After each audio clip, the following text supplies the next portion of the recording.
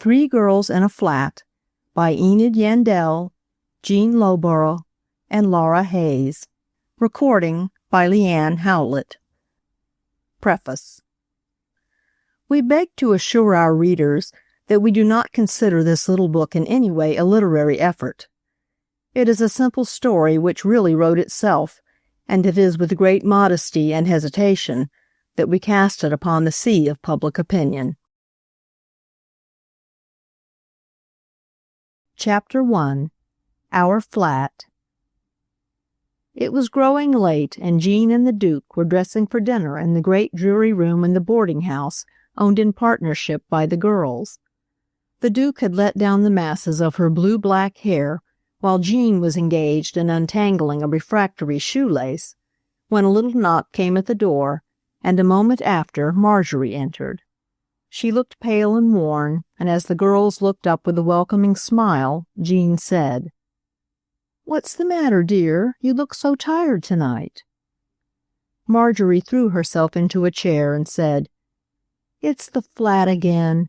I have just had a note from Mrs. Black saying that owing to a sudden change in her husband's business, they have been called to New York, and now that white elephant is on my hands once more." "What is the flat?" asked the Duke with interest. "Why, don't you know?" said Jean. "It has been the bane of Marjorie's existence for the last 2 years, for it contains all her mother's furniture, which she does not want to store, and the people to whom she rents it are always getting sick or leaving town, or for some reason or other giving it up, so it is on her hands again." "Where is it?" demanded the Duke. "Why, it is only 2 blocks down the street and in a very pleasant neighborhood, and for my part I wish we lived in it instead of in this dreary old boarding house where we can't get a thing to eat if we are not on time for meals." "Why not go to housekeeping?" cried the Duke, and the same thought came like a flash to all three, and then and there, regardless of the approaching dinner, they sat down to discuss eagerly the ways and means of accomplishing their object. 2 weeks later the girls came home to their own hearth and fireside. They had brought 2 friends with them to spend the night, and when the 5 girls gathered around the snowy table with its bunch of flowers and the pretty dining room, with its sideboard full of the beautiful old-fashioned silver that had belonged to Marjorie's mother, it was with the happiest feeling they had all known for many a day. The neat little maid who had worked in the flat for the preceding occupants had stayed with them, and no one would ever have guessed from the way in which she served the dinner that it had all been cooked by herself in the little kitchen beyond. It was not a very large suite of rooms, just 7, but they were comfortable and very light, having side windows that overlooked a field of waving grass, an unusual thing in the city.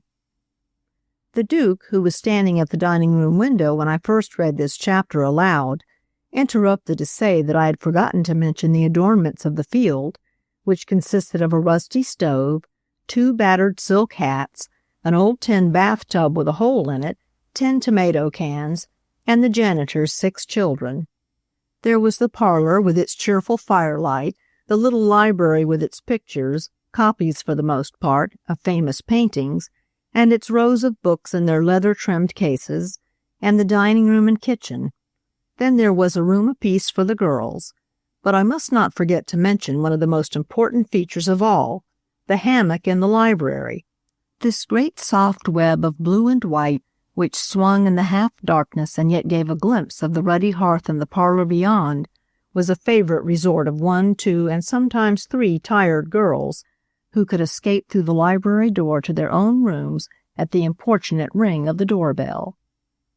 There had been one subject that had nearly wrecked their plans of housekeeping, and this had been the question of a chaperone, which they had discussed from every standpoint and with much feeling, for Jean had insisted upon having one, although, as she admitted, it would spoil much of their comfort, as there was no room for her in the flat. But even Jean's conservative ideas were finally changed by the 2 obstacles which presented themselves. The first was the impossibility of finding a chaperone that they liked, as they were strangers in the city and did not know who to call upon, and the second was the necessity of supporting her, should they be able to find one. It was the latter point that settled the question finally, as the girls felt that they could not add to their expenses so materially, and they could hardly ask their chaperone to board with them. There had been no changes to make except the purchase of 2 new rugs, which the girls had taken as much pleasure in selecting as if they had been buying the outfit for a stately mansion. The week before moving in, Virginia had run over to the flat one morning to look about and see what there was to be done and to measure the parlor floor for the first new rug. She had left the door accidentally open and was on her knees with tape measure in hand when she was startled by a voice behind her saying inquiringly, "Miss Fairfax?" She turned in some surprise at hearing her name, for the girls had only been to their new home once, and that after dark, and no one could possibly have known of their coming. Before her stood a stout woman with rather an elegant figure and a tired and careworn look. She was dressed in a plain skirt covered by a large apron and what Jean afterward described as a gray and melancholy waist, and her appearance betokened respectable shabbiness. Her eyes, which must have been beautiful before sorrow had dimmed their luster, rolled curiously about the room as she stood watching Jean. Her soft gray hair was banded away from a low brow. Her hands were aristocratic and well kept, and her voice was soft and cultured as she spoke. Jean was beginning to wonder if she had dropped out of the sky, as she had not heard her enter, when she explained her appearance by saying, "I am your neighbor, Mrs. Brown. I saw you come in and thought I would run down and have a chat with you this morning." Then, interrupting herself as she saw Jean's occupation, "What, are you going to get new rugs? Now I call that very shabby of you, when we live just overhead and our carpets are so old and worn." Jean tried to murmur some apology for having even thought of buying anything new without consulting our neighbors, when Mrs. Brown rambled on. "Are you any relation to old Governor Fairfax of Virginia?" "What, not his granddaughter? I am delighted to hear it, and I might have known it from that straight nose of yours. Blood will tell every time, I say. Now you must meet my husband's sister, Mrs. Jackson, who lives with me. She belongs to the old Jackson family of Virginia, and they lived right in the next county to the Fairfaxes in the Old Dominion state." And Mrs. Brown chattered on in the most interesting but interminable manner until Jean, who was half vexed with the delay, could not help being amused at the perfect friendliness and freedom with which her new acquaintance regaled her with family history. As soon as she discovered that Jean was one of the Fairfax family, she took her into her confidence, and before she left, Virginia was in possession of the facts that Mrs. Brown had been a reigning belle at Baltimore in her youth, and had wedded at an early age a brilliant young physician who had once figured prominently before the people of the United States through an Arctic expedition, though this marriage, as she candidly admitted, had been but an incident in her career. By it, however, she had reached a most enviable position, and had been for several years petted and idolized by a large circle of friends and admirers. After Dr. Jackson's death, which left her nearly penniless, she had returned to Baltimore, where she lived in great retirement, until one day, having been persuaded to go to a dinner, where, as we subsequently learned from Mrs. Jackson, she was charming in a simple toilette of white muslin and blue ribbons, she met her fate in handsome Andrew Brown, who in return fell instantly in love with her, and they were married soon after. Many happy years of wedded life followed, when Mr. Brown, who was one of the finest men in the world, died of a fever, leaving her with a large family of children to educate. She had preferred to leave Baltimore when she was obliged to sell her home, and after trying several cities had finally settled in Chicago. All this she told Virginia, and with perfect candor stated the exact amount of her present income, which was not large, the number of frocks Ariadne wore out each year, and the size of their last month's butcher bill, which they had forgotten to pay. When Jean came home and told us about her interview with our neighbor and mentioned the number in the family, we felt our first misgiving as to our new home. There was Mrs. Brown, her sister Mrs. Jackson, Ariadne, aged 20, John Paul, 14, Lycurgus, 12, Thomas Jefferson, 10, and little Philander, popularly known as Phil, aged 2. And all of these in a 7-room flat which just furnished us 3 girls with a bedroom each and left none to spare. We had interviewed the landlord and succeeded in getting his promise to put new papering in the dining room. We had ordered the rugs and were getting the ruffled muslin curtains made, expecting to move on the following Tuesday, when one morning brought a note from Mrs. Brown. "Dear Miss Fairfax," it ran, "I write to tell you of my terrible dilemma and to beg that if possible you will aid me to escape. Ariadne was invited so many places last winter that she must give a little party in return, and Lycurgus wants to entertain his classmates for an evening, and would you oblige us by letting us have the use of your flat next Thursday and Friday? Our piano was in your drawing room, and it would be so nice for the children to dance in there. I ask you to do us this kindness, knowing that you cannot be cruel enough to refuse when I tell you that the invitations are already out." And the note concluded by begging the pleasure of our company for Thursday evening following. We had a long and earnest debate over this remarkable communication, and the Duke vowed, with a strange and terrible vow, that we should not allow ourselves to be thus imposed upon, and that we could not postpone our moving for 3 days at the request of a mere stranger. But the upshot of it all was that Virginia wrote a courteous note, giving Mrs. Brown the necessary permission and promising to attend if possible.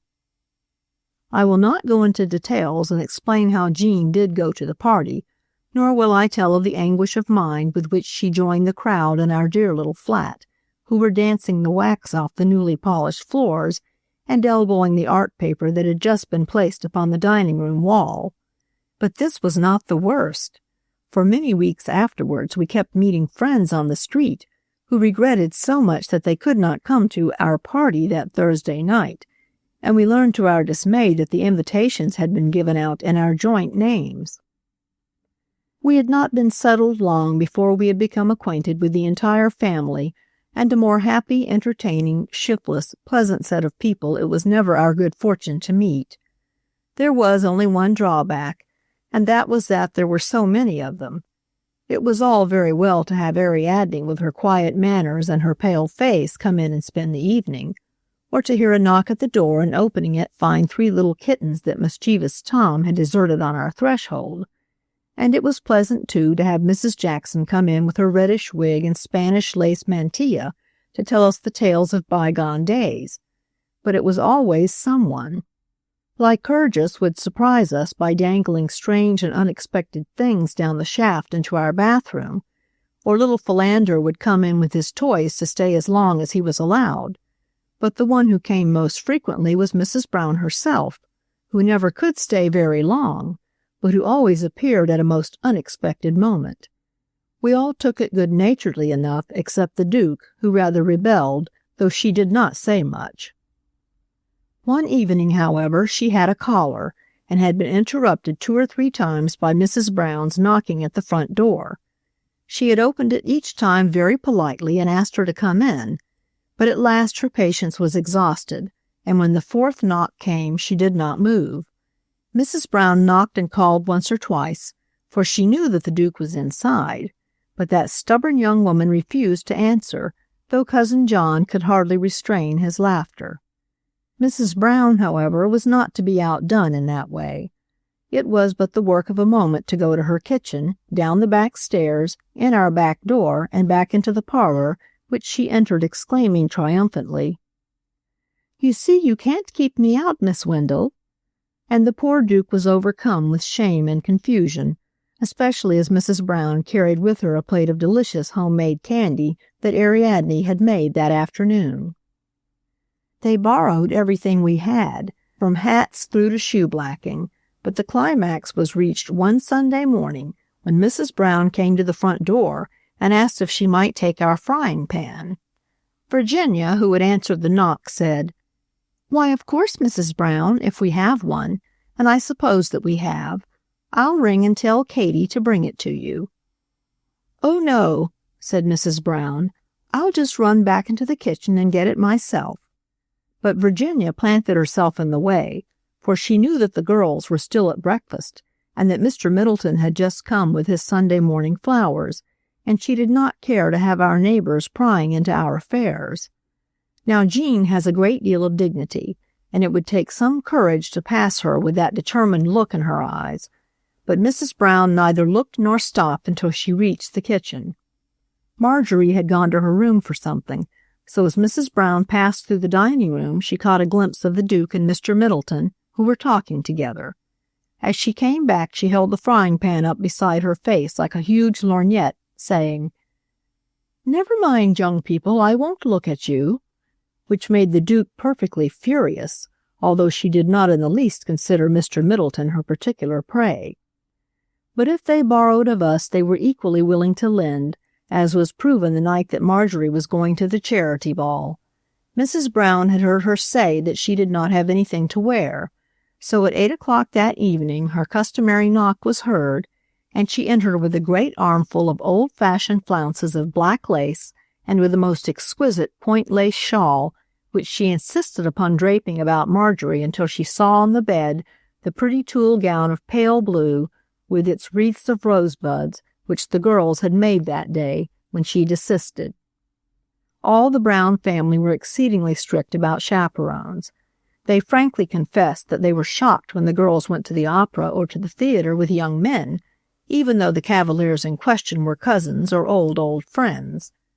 Poor Ariadne, in consequence, was deprived of many an innocent pleasure, for it was quite impossible to chat with callers at home, when she knew that all the family were playing whist in the next room within hearing, and would comment on the conversation at breakfast the next day, or when wicked Tom would come dancing by the hall door in his night-dress, making faces of fiendish delight as he saw her torment. But it was too much for our gravity when Mrs. Brown told us of an incident that happened one day when Mrs. Jackson wanted Dr. Gordon to look at her throat, which had been troubling her. Now, Dr. Gordon is an extremely pleasant young fellow, good-looking as Apollo, and yet entirely wanting in the conceit that makes handsome men usually odious. He has the highest professional and social standing, and moreover he was a warm friend of the Brown family. The two ladies went over to the drug-store on the corner, where they sat in state while they sent the clerk upstairs to call the young doctor down, for as Mrs. Brown afterwards confessed, "It would have been so improper for dear Mrs. Jackson to have gone to his office." Mrs. Jackson's conscious look when Mrs. Brown made this remark showed that despite her 89 years, she concurred in this opinion. But despite their little peculiarities, we enjoyed the Browns. Their comings and goings were a source of infinite distraction, and we should have missed them sorely had they moved away. Below us lived a young married couple who were evidently from the country. The bride was both young and pretty, though, as Mrs. Brown said, she had no style, but it was the occupation of her life to prevent the neighbors from making the discovery that she kept no servant. Instead of emptying her ashes in the chute, which would have necessitated her appearance in the back hall, she saved them up for several days, and then after dark carried them cautiously down her stairs into the cellar, and taking off the lids, filled all the laundry stoves. She had another little peculiarity, so Katie told us, of throwing her dishwater out of the window into the clean stone-paved court where the handmaids of the flats usually congregated in the evening with their beaux. One of the excitements of the back hall was the warfare waged against the lower flat by all the servants, who were assisted in the crusade by their firm friends, the butchers and milkmen. Just across the hall on the same floor dwelt some neighbors of a very different stamp. Here, in great retirement, lived a well-known general and his charming family. His wife had been the widow of a prominent politician who had figured as candidate in a notable presidential campaign, and her grace and beauty had given her an almost national reputation. As her husband's health was delicate, she went but little into society, but busied herself with her duties to her children and her church, to which she was devoted. Her daughters had inherited her beauty, and no amount of seclusion could keep the glances of admiration from noting the great black eyes of the elder or the heavy chestnut braids and glowing cheeks of the younger. Edith was our special friend, and it was Jean's delight to coax her into a literary or scientific discussion and see her cheeks kindle and her eyes flash with the inherited power of oratory when she became interested in her subject. Taking it all together, we felt that we were particularly happy in our neighbors. Chapter 2. Paris. When dinner was over, the girls usually gathered round the candle fire in the parlor for a chat, and so it happened on a certain stormy evening in October. Outside, the wind howled up and down the deserted street, but within it was the picture of comfort and good cheer. It was too early for callers, and the Duke had thrown herself full length into her favorite chair, while Jean sat in the lamplight, trimming her hat for the 4th time that week. "Won't you get us your diary, Marjorie, and read us a little about your trip abroad?" asked the Duke. "You have promised so many times to do it." "Why, of course." And Marjorie left the room, returning in a few minutes with her black leather book while the girls settled themselves to listen. She opened at random and commenced to read. June 29, 1891. When we first arrived in Paris, Mrs. Palmer received a call from Mr. Theodore Stanton, who is the correspondent for the Associated Press, and who has resided in Paris for over 12 years. He was an extremely handsome and amiable man, with bright color in his face and in his golden beard, and in the deep blue of his eyes. Perhaps to me he seemed especially good to look at because he was so American in his speech and dress, and in the cheerful enthusiasm that pervaded his manner. It was a comfort to meet a real countryman after the many insipid imitations we had seen in the streets of London, who were ashamed to be American and could not be successfully English, and who, as a result, were a type of nothing under the sun. But to return to Mr. Stanton. He began to ask at once about the part women were to take in the World's Fair, and handled the woman question with an ease and fearlessness that could only have come from deep conviction or early training. I afterwards discovered that it was both, as he was the son of that much-loved and revered woman, Elizabeth Cady Stanton.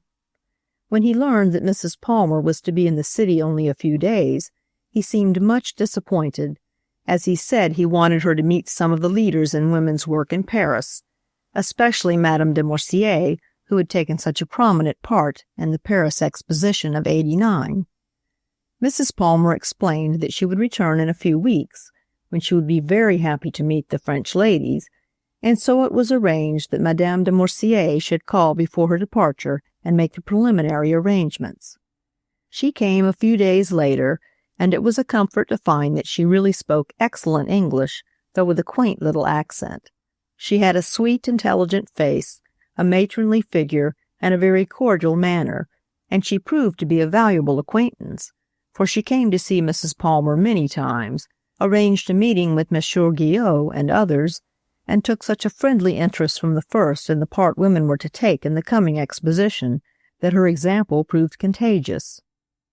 Whether or not there were other agencies at work I never fully understood, but as soon as she returned from her 2 weeks' trip to Vienna, Mrs. Palmer was asked in the most delicate and diplomatic way if she would consent to receive a few of the French women who were interested in her work, and if so, what place would be convenient. She named the following Wednesday, and said she would see them in her salon at the Grand Hotel. We did not know exactly who would come, but Madame de Morsier thought there would probably be about 12 people, and she promised to be on hand early and introduce the first comers. Wednesday proved a clear and cloudless day, one of the warmest we had encountered since leaving home, and after looking over her mail as usual and telling me how to dispose of it, Mrs. Palmer began to consider the afternoon. She had an engagement for luncheon, and so the arrangements were left to me, to my great delight, for I thoroughly enjoy anything that savors of housekeeping, for which, probably because I have never tried it, I have always felt that I had a peculiar aptitude. First I sent for the steward and instructed him as to the serving of the coffee, tea, and chocolate. Then I went to Boissier myself and ordered the confections and the delicious little cakes for which that establishment is so justly famous, and finally to the flower market on the corner by the Madeleine, where I bought to my heart's content, taking the whole mass in my voiture while two stout men ran down the boulevard beside it, each with a load on his back.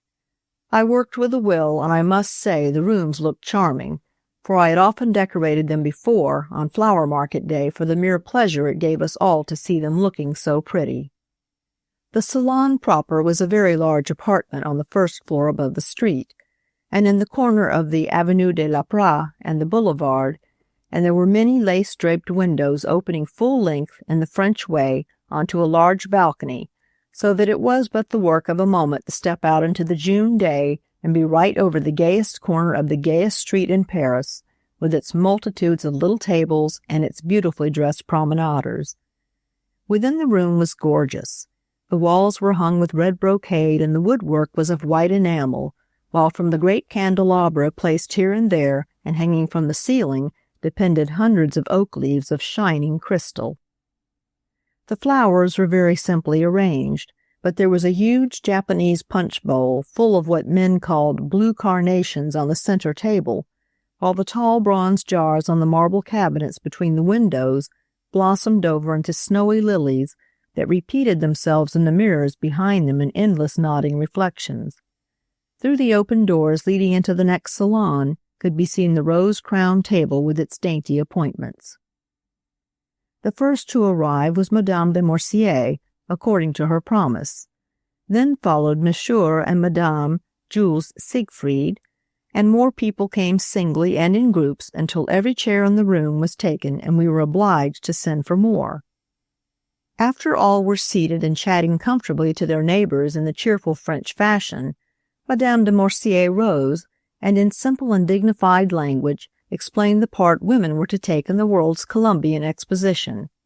She spoke in French, and as she talked I glanced around at her audience. There must have been 40 people in the room, some of them gentlemen, and as we afterwards learned, prominent members of the Chamber of Deputies, which corresponds to our Congress. Just behind her sat a distinguished line of women.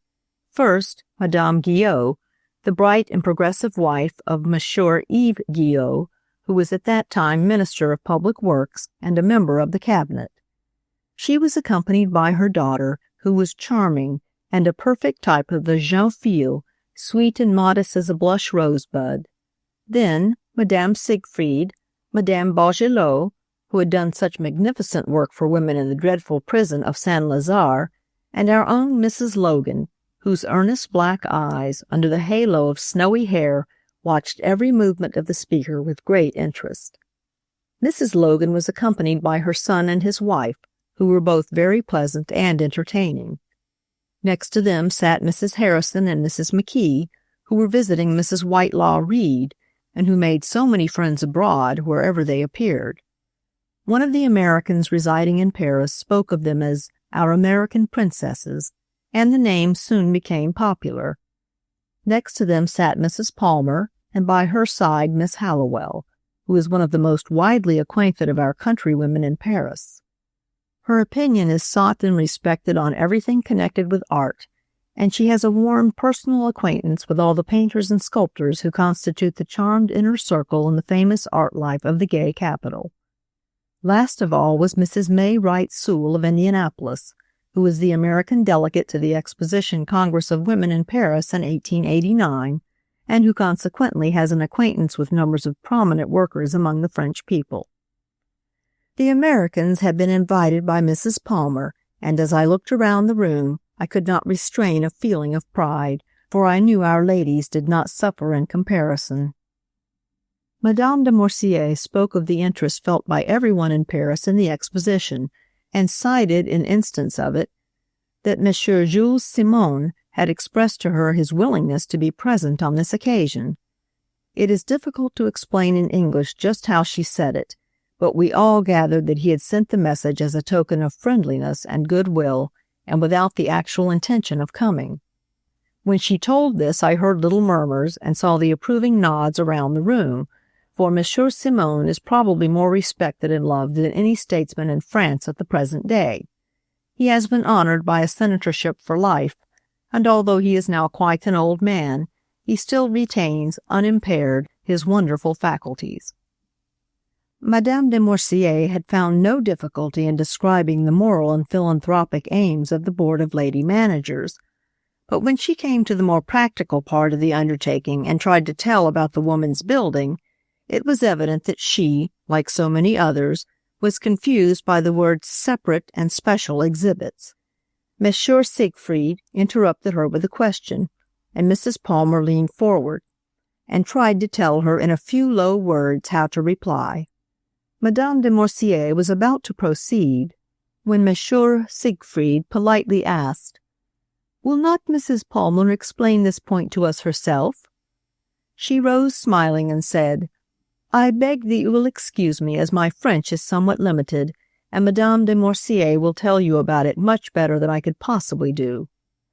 "No, no, no," came from all parts of the room.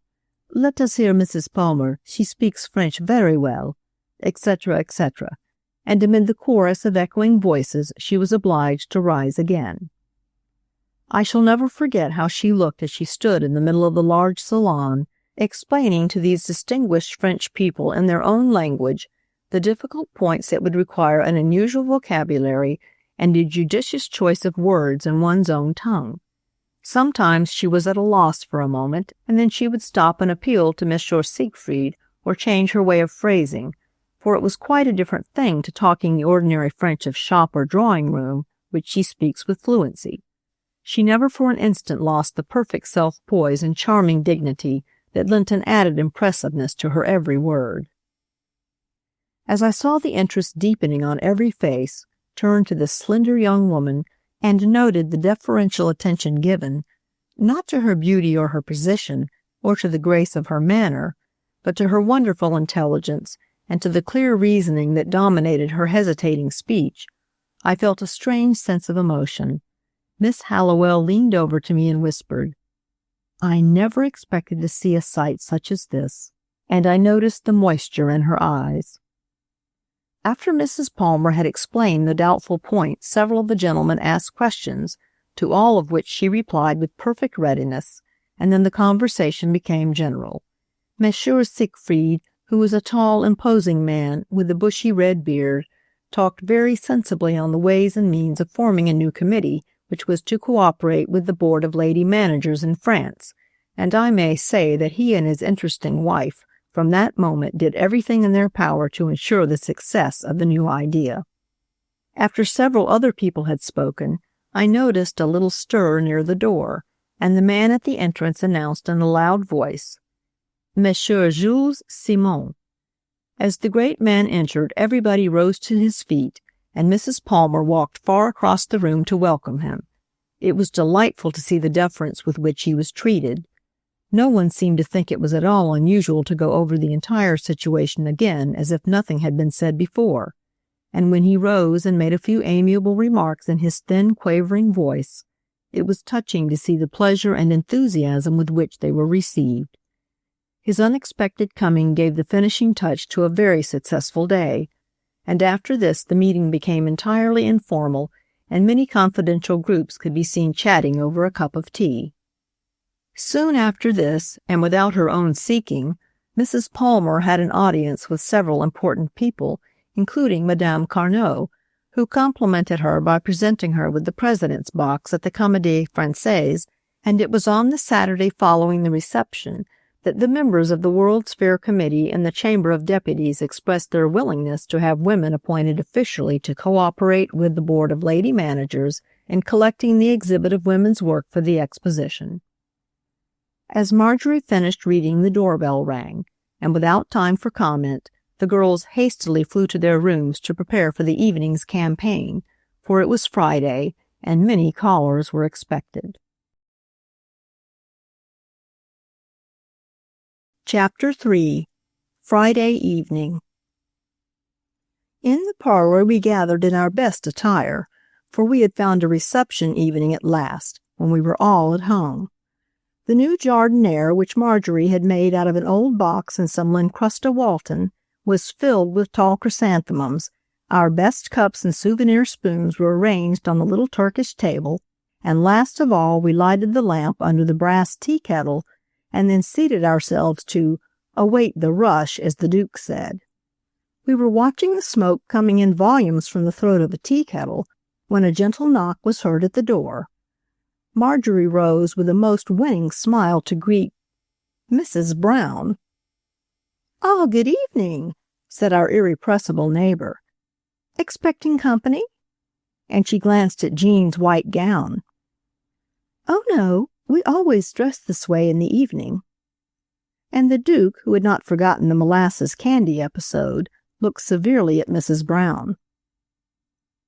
"Why, I think I'll stay and take a cup of tea with you. Looks cozy, doesn't it?" And the good woman with a serene smile settled herself comfortably before the fire, put her feet upon the newly polished brass fender, and sipped our fragrant bohea, which Marjorie offered her, I must confess, a little grudgingly. "You know, Mrs. Jackson always says that I am pretty lucky, and I begin to think I am," she continued, heedless of the fact that we were not any of us particularly cordial. "Did I tell you, Miss Fairfax, that I was going to apply to our landlord for a new Pasteur filter? Well, while I was making an application, I wrote down a list of things: a new filter, a stained glass window in the bathroom, and wire screens for the windows, and will you believe me when I tell you that he sent them all? I was more surprised than anyone else." "I don't understand that at all, Mrs. Brown," said Marjorie, putting her teacup down on the table with emphasis. "Never mind, my dear, I do. My nephew James is on the editorial staff of the Herald, and he could so easily mention that the St. Julian flats are managed well, or otherwise, you know." "But, Mrs. Brown, think of the injustice of it. Here we have repeatedly asked to have Katie's room calcimined, and Mr. Tompkins has paid no attention to us, and we finally had it done at our own expense." "I am very sorry indeed, my dear, but I cannot help it. I will have to drown my sorrow in another cup of your delicious tea," she answered laughingly. Virginia, who saw that Mrs. Brown was a fixture, resorted to a little strategy, as we did not desire her to be one of our reception committee. "Mrs. Brown, you must come out and see Katie's room. We told her to choose any color she liked for her walls, and to our horror she chose an intense rose color, which does not go well with her auburn hair." Mrs. Brown arose, and we followed her to the kitchen, hoping that she would go on upstairs to her own flat. Katie's room amused her very much, with its rose-colored walls, and the box in one corner covered with turkey-red calico and some coarse white lace, while the same lace hung from the windows and was looped back with red ribbon bows. As we were talking, the bell rang, and little Mary went to open the door. We breathed a sigh of relief as Mrs. Brown said, "Oh, I must go now. But who do you suppose it is, girls? I believe I'll just peep through the back parlor door." And before we could remonstrate with her, she had walked out into the hall, followed by Virginia, who looked calm but resigned. "Here, let me see the name," and our worthy neighbor seized the card from little Mary's tray. "E.T. Barker? Why, my dear, he was one of Dr. Jackson's most devoted friends." And before we fully realized it, Mrs. Brown had glided into the parlor and was greeting effusively Major Barker, late minister to Turkey, and a charming man. There was no help for it, so we followed and acted as assistants, while she played hostess. The parlor was soon filled, and we were having a very jolly time, for if there is one thing for which Mrs. Brown is famous, it is entertaining, and she does it royally. "Now do take another cup of tea, Major. And you say you brought a cook from the Orient?" "I did, my dear madam, and in honor of the arrival of my foreign chef, I invited a number of friends to dinner, and what do you suppose he gave us? Upon my word and honor, all we had were carrots and molasses candy mixed." Just here little Mary announced Colonel Rogers, and through the curtain we caught a glimpse of a tall, uncouth-looking man with a broad slouch hat, which he hung with a flounce on our little hat rack, almost covering it. The announcement was quickly followed by the gentleman himself, who came into the room in a breezy manner which took us all by storm. He strode up to the Duke and seized her by both hands. He was at least 6 feet tall and fleshy in proportion, while his face was round and bespoke good nature. His hair stood straight up all over his head and looked as if there was no treaty of reciprocity between it and the brush. The Duke introduced him as Colonel Rogers of Kentucky, and after cordially shaking each guest by the hand, he seated himself comfortably in our best rocking chair and beamed amiably on the assembled company. Under his broad turn-down collar was a thin black ribbon, tied in a straggling bow, which before the evening was over had worked itself around under his left ear. His whiskers formed an aggressive halo around his face, and his clothes were large and roomy and were evidently made for comfort. His vest was fastened at the top and bottom, but the intervening space was guiltless of buttons. Pulling his chair towards Major Barker, he carelessly crossed his feet, and I noticed that over one of his large shoes dangled a white string. "Well, Miss Duke, I tried to send my card up in that whistle, but I couldn't make it work." And the Colonel threw back his head and laughed heartily. "I tell you, you all have so many newfangled notions here in Chicago that I wouldn't be surprised at anything. Major, are you a native?"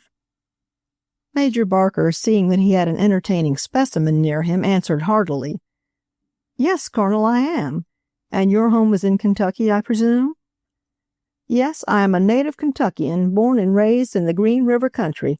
I've represented my county twice in the legislature and have been a candidate 3 times for circuit judge." His not having been elected cut no figure with the Colonel, as the fact of being a candidate, though 3 times unsuccessful, was honor enough for him. "Now this cane was presented to me in '80 by the Committee on Agriculture, of which I had the honor of being chairman." And the Colonel leaned out and took from the hat rack in our little hall an unwieldy cane with a massive gold head. "Made the finest speech of my life when that cane was given to me, fairly brought down the house, and Judge Emerson told me afterwards that he thought it was the effort of my life." "Talking of oratory, Colonel, do you know Colonel Mackenzie?" "What, Quinine Jim?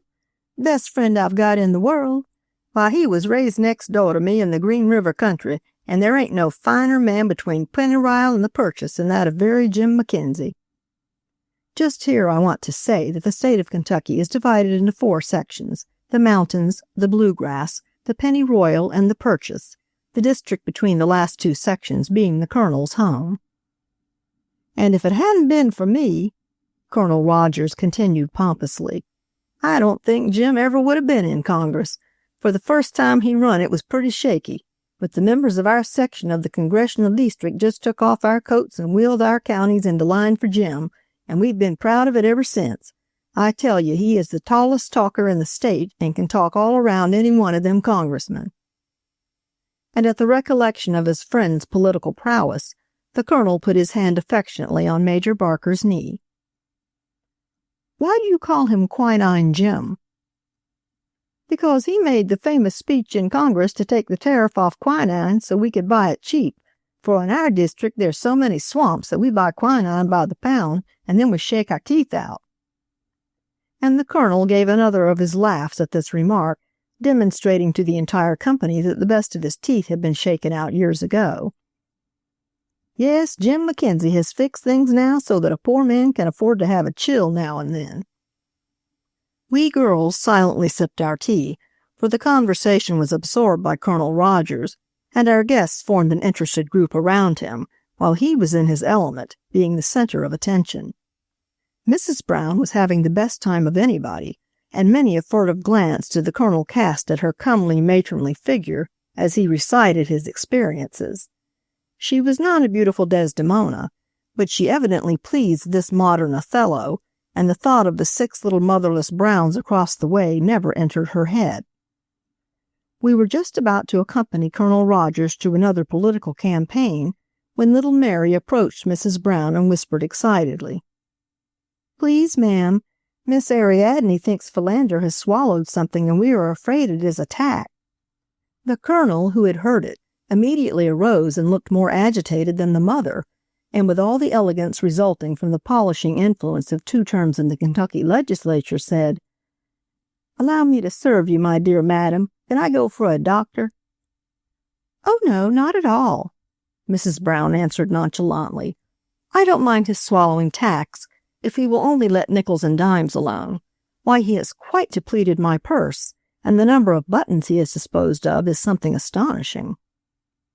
And with many courtesies the worthy lady made her adieu, reluctantly I must admit, while the Colonel, with much deliberate ceremony, handed her out of the door, Mrs. Brown with quiet elegance mincing out, for Philander could swallow tacks, nickels, dimes, and the United States Mint, but his mother must not forget her deportment.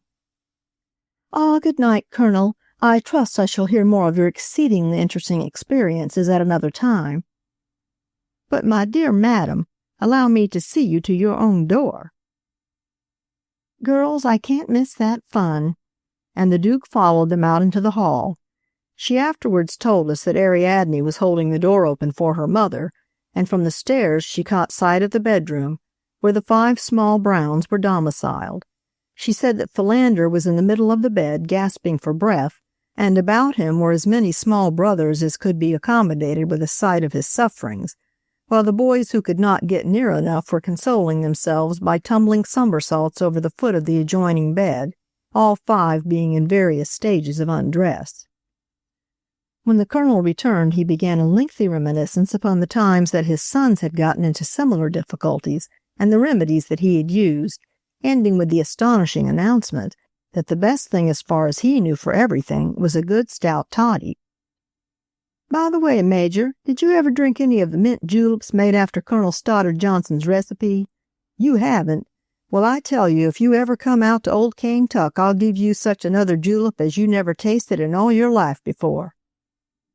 We began to fear that our tea had fallen dead against the Colonel's lurid palate, but nevertheless he waxed eloquent and poetic as he described the mint bed in his own backyard at home, declaring that the moon only shone at its best in old Kentucky, when the mockingbirds were singing in the chinkapin trees, and we began to think that Mrs. Brown's influence in a cup of tea had certainly inspired him.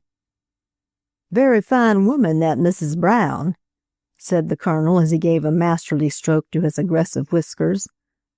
A widow?" "Yes," said Marjorie.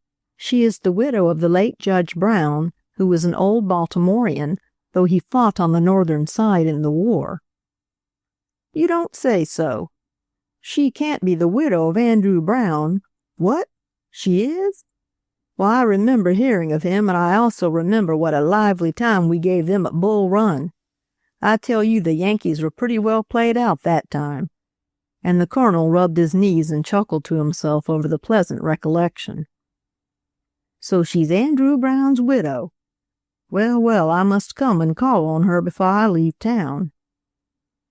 We all smiled, devoutly wishing that he would persuade our neighbor and her 6 encumbrances to remove to Green River Country, Kentucky, for as Mrs. Brown had spent many years of her life in listening to the stories of Federal bravery, it would be no more than right that in her declining days she should hear the other side, and if she should eventually be urged to do so and removed from the flat, we would forever after bless our Friday evenings. Chapter 4. In the Firelight. The little red lamp shed a soft, rosy light over the room, and the fire blazed cheerily, with now and then an extra bright flame for imagination's sake. The tall lamp beside the piano had been blown out, and books and papers were strewn around, while in a corner was a suspicious-looking stand, half draped in a damp gray cloth. Now, as the firelight fell upon it, it was a beautiful woman.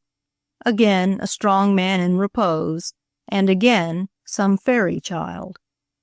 The flat was quiet. Evidently no one at home but the girl in the luxurious gown seated before the fire.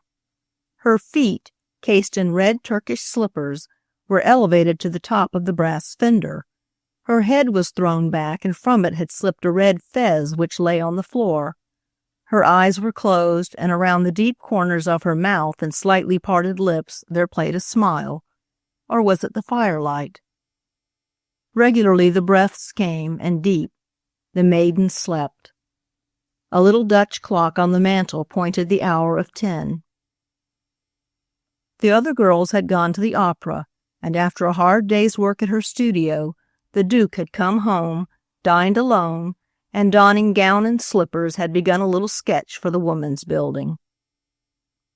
The ideas formed themselves too slowly for her quick perception of form, and throwing aside her tools, she had put out the largest lamp and seated herself to study it out. And the ideas, like the flames in front of her, blazed and died away until her tired and overworked mind refused to answer, and sleep, the heaven of the intellect, dawned upon her.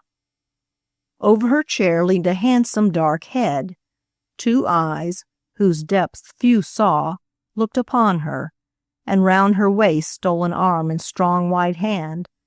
The other grasped hers as it lay on her knee, and the light revealed the prominent blue veins and slender nails of the honest masculine hand. The Duke started, and as she did so her forehead touched his lips as he knelt beside her. For an instant a fearful look came into her eyes, but as she gazed into his, all fear departed, and deep, trustful love beamed forth, and with a sigh of relief, abandonment, and rest, she laid her head upon his shoulder. "Are you ready? Dearest, will you come with me?"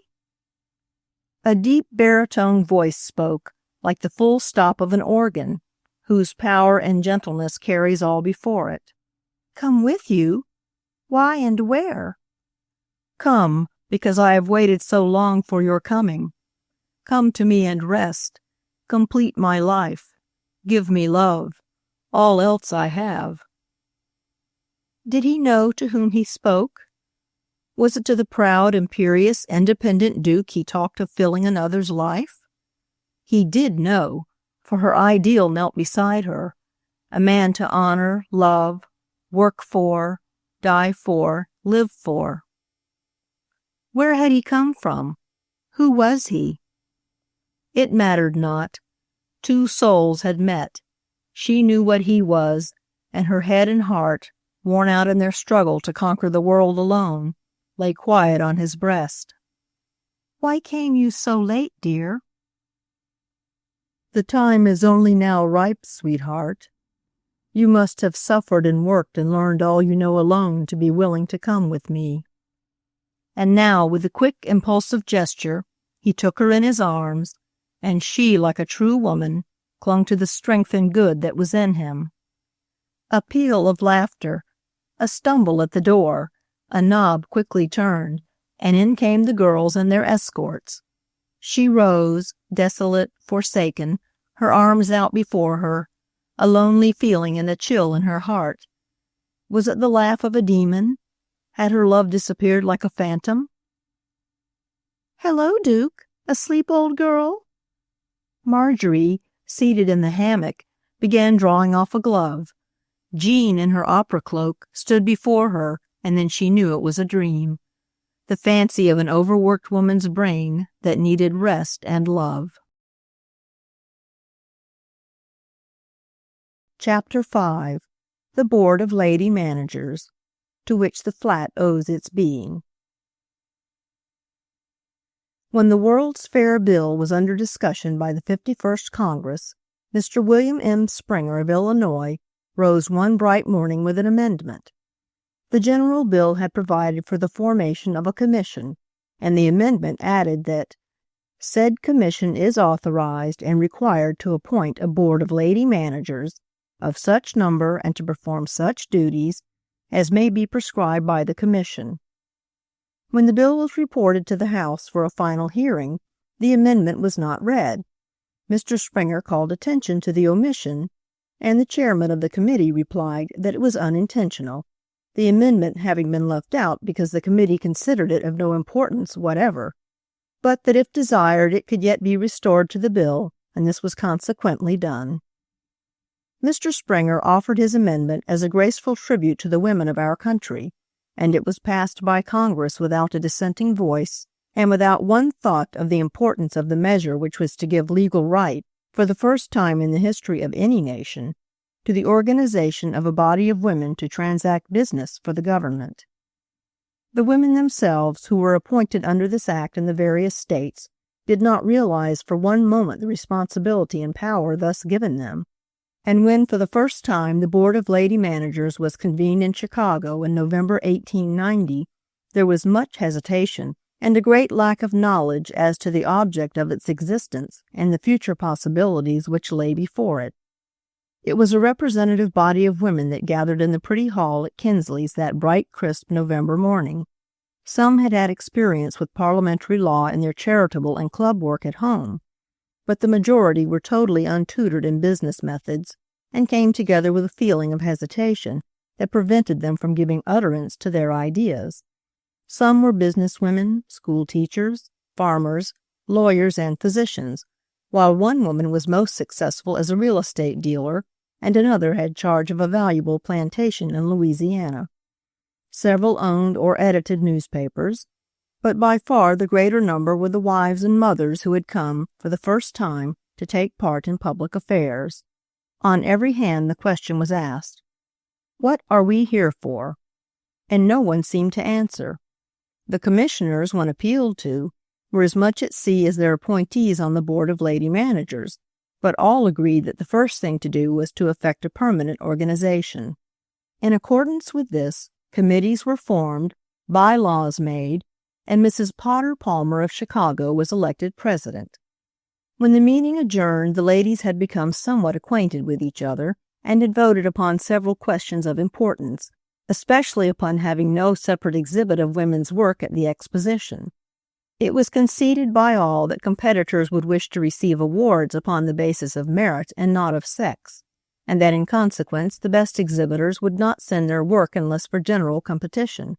It was also agreed that it would be a good plan to ask the directors of the World's Fair for a building in which a special exhibit could be shown that would demonstrate to the world the progress that women had made in the 19th century.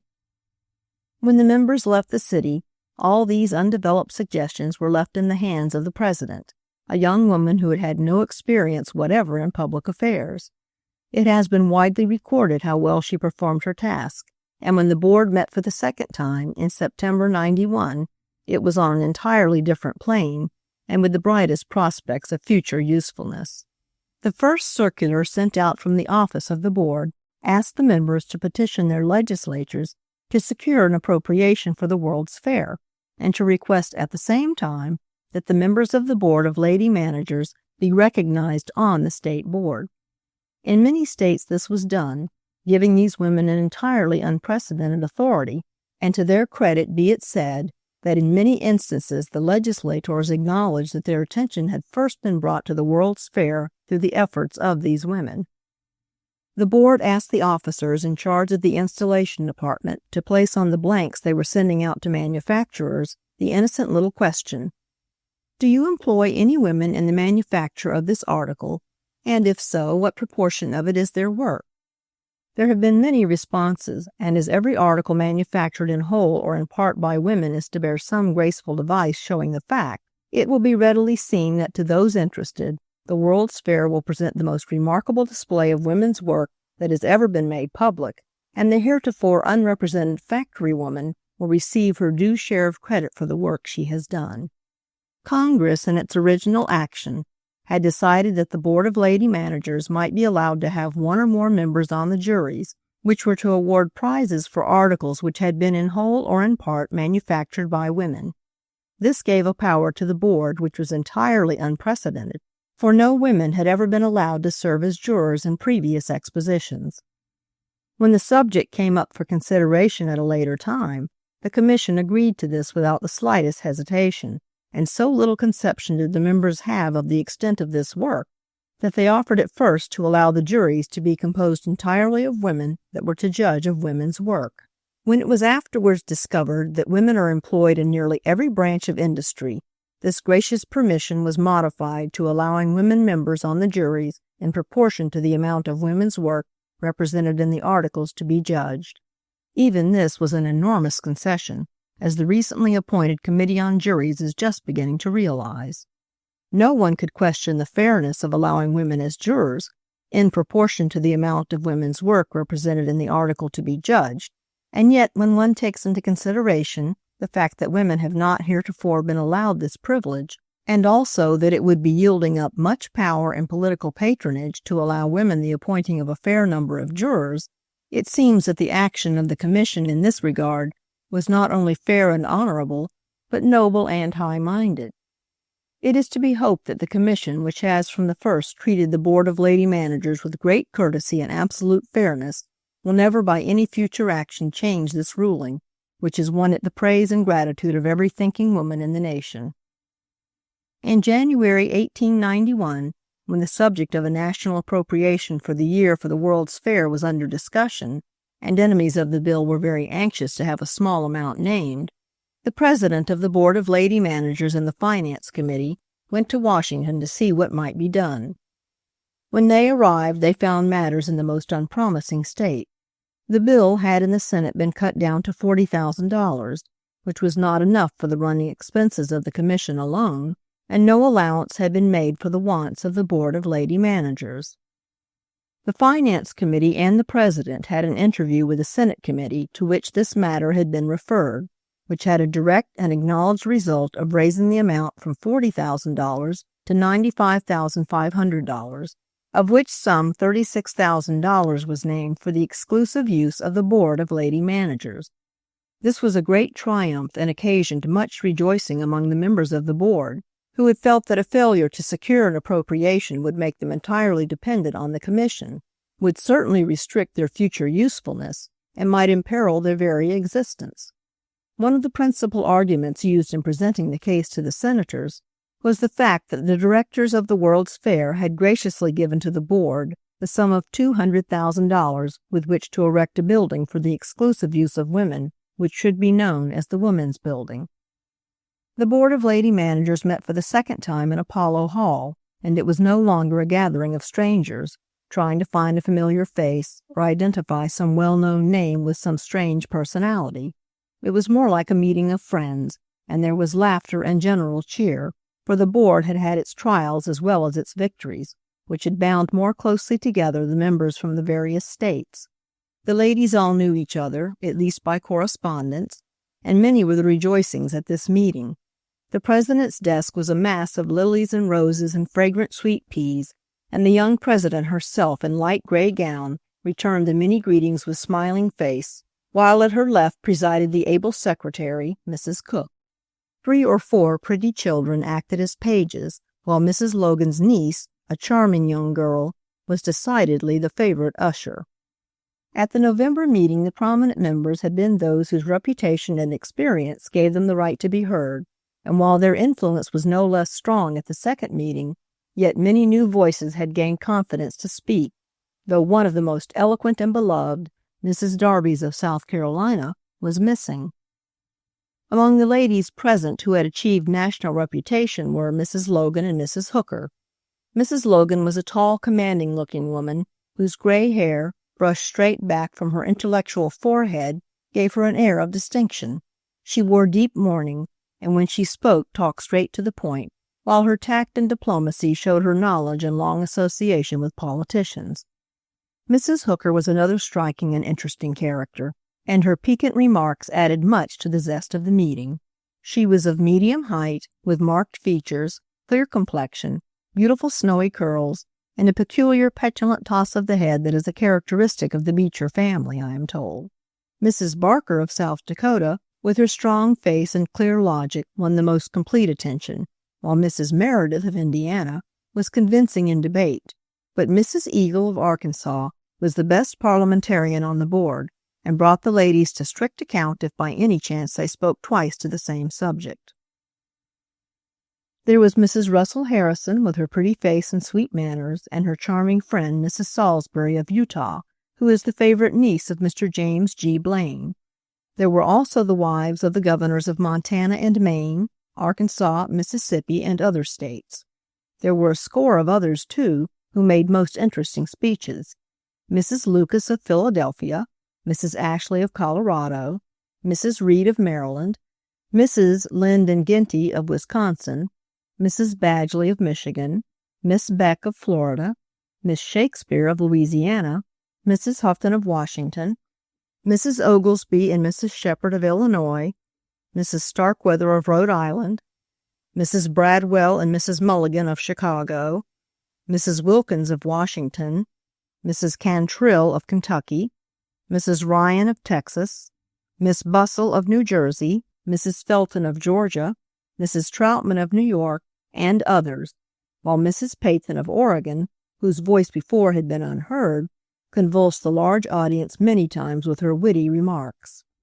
I have said nothing of the appearance of these women, but their faces were all bright and intelligent, while for the lovers of society there were many pretty women, from the graceful member from Western Illinois to the swell little member from New York, whose light train dress, with its high black sleeves, was an object of general admiration to the rows of spectators who filled every available inch in the parlors behind the president's desk.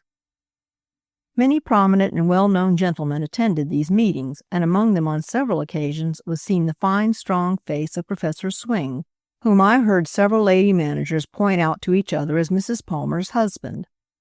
There could be nothing more attractive than the manner in which the president presided over the meeting. Her ease and grace and the winning way in which she recognized each member who took the floor were altogether charming, while her parliamentary knowledge was a complete surprise. The deliberations, while full of interest to all, were marked by a dignity and ease that were most impressive. Before the second meeting of the full board, a letter had been prepared, which was signed by the president of the Board of Lady Managers and sent officially, through the courtesy of Mr. Blaine and the Department of State, to every country in the world. It asked that the government of the country addressed should appoint a commission of women to cooperate with the Board of Lady Managers in preparing an exhibit from their country that should show the finest and best work that women have done from the earliest known times to the present day. This request was sent not only in the hope of securing a fine exhibit of women's work from each foreign country, but with the special intention of obtaining recognition for women by their own government. This was particular to be desired in the countries where women had not been recognized as fully as in the United States. It is not necessary to give the details of the state correspondence, but it is enough to say that the result thus far has exceeded all expectations. In nearly every instance the sovereign of the country addressed has sent a courteous reply to the president of the Board of Lady Managers, and in many instances commissions have already been formed and are in working order. In England, the Woman's Commission, which is doing splendid work, is under the immediate patronage of Queen Victoria, while the president is the Princess Christian, who is a member of the royal family. In Germany, the Princess Friedrich Karl has given the formation of the subcommittees her personal attention. The Queen of Belgium has graciously consented to appoint a commission of women in her dominions, while in Russia, Sweden, Holland, Greece, Austria, and France, the commissions have either been formed or are in process of organization, and in all cases under the highest patronage. Letters have also been received from Japan and the Orient in regard to the subject, while such distant rulers as the Queen of Hawaii, the Governor-General of Cape Town, of Jamaica, and of Cuba and Haiti and the West Indies have expressed their willingness to appoint these commissions. The women of Central and South America are also actively engaged in collecting their exhibits, and Madame Diaz, the honored wife of the President of Mexico, has written expressing her cordial approval and interest in the plans of the Board of Lady Managers. The Woman's Building, which I have incidentally mentioned, was planned by a young girl aged 21, whose designs were successful in the competition offered by the Board of Lady Managers. Miss Hayden is of medium height, slender, with soft dark hair and a pleasant manner that is shy, without the least lack of confidence. She is a graduate of the 4 years' course of the Boston Institute of Technology, where she was one of the most brilliant and earnest pupils. She is of Spanish parentage and inherits the soft, dark eyes of the Latin race, though perhaps it is her long residence in Boston that has made her so quiet and reserved. She is always willing to talk of her work, but says that she has been obliged to devote so much time to study that she has been unable to acquire the arts that make society attractive. She won the highest praise from the architects with whom she was associated in making the working drawings of the Woman's Building. Mr. Burnham expressed himself as very much pleased with her, and said that she had great adaptability and could readily seize a new idea, while it was generally known about the construction department that no one could change, by any amount of persuasion, one of her plans when she was convinced of its beauty or originality. She was always quiet, but generally carried her point. The building that she has planned is 200 by 400 feet, and in the severe but elegant style of the Italian Renaissance. It went up with marvelous rapidity, and was finished far in advance of any other structure on the grounds. The framework is covered with staff, a kind of composition, which hardens to almost the consistency of granite, and which readily receives any beautiful tint.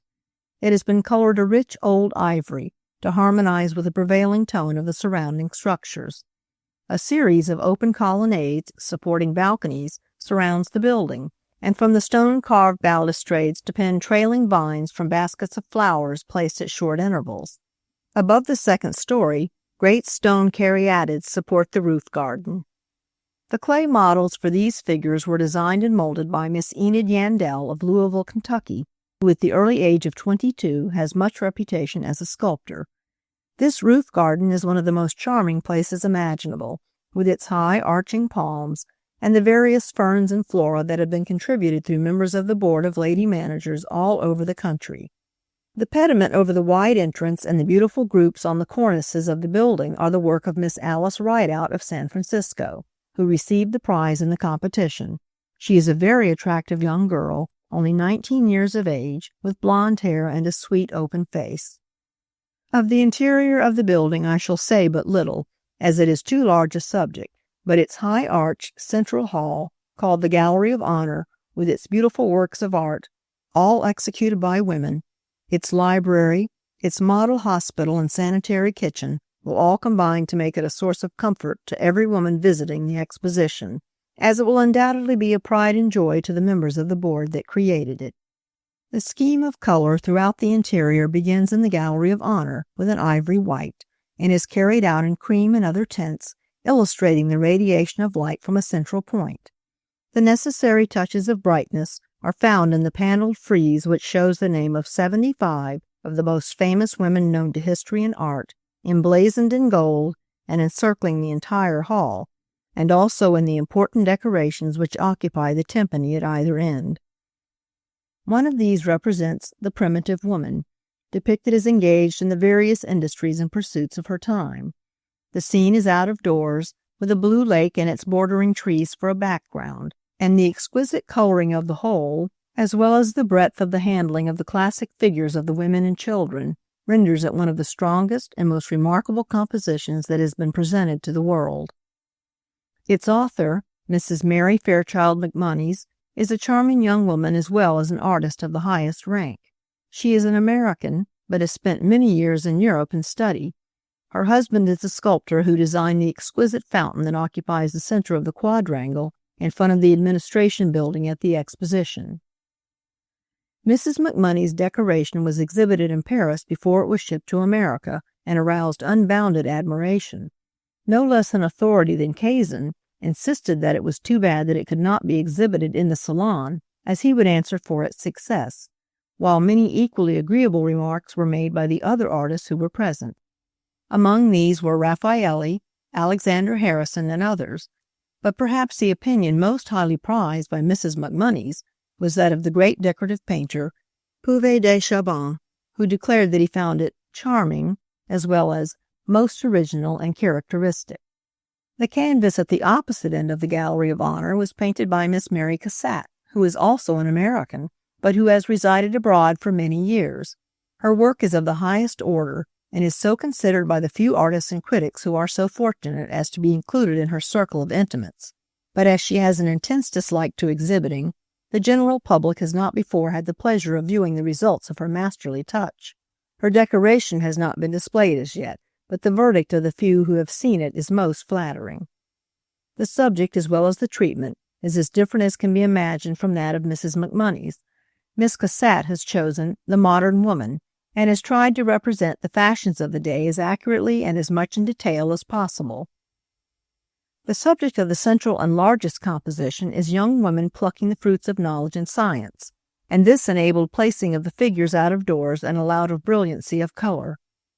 The occasion being one of rejoicing, a great national fete, the general effect has been made as bright and amusing as possible. All the seriousness has been reserved for the drawing and execution, and the ideal seems to have been one of those admirable old tapestries, brilliant yet soft. Writing of her decoration, Miss Cassatt says, "To us, the sweetness of childhood, the charm of womanhood should belong, and if I have not conveyed some sense of that charm, in one word, if I have not been absolutely feminine, then I have failed." The side panels of this decoration contain two different compositions. One is of young girls pursuing fame, the other of the arts, music, dancing, etc., and all treated in the most modern way. The whole is surrounded by a border, wide below and narrower above, bands of color, the lower cut into circles containing naked babies tossing fruit.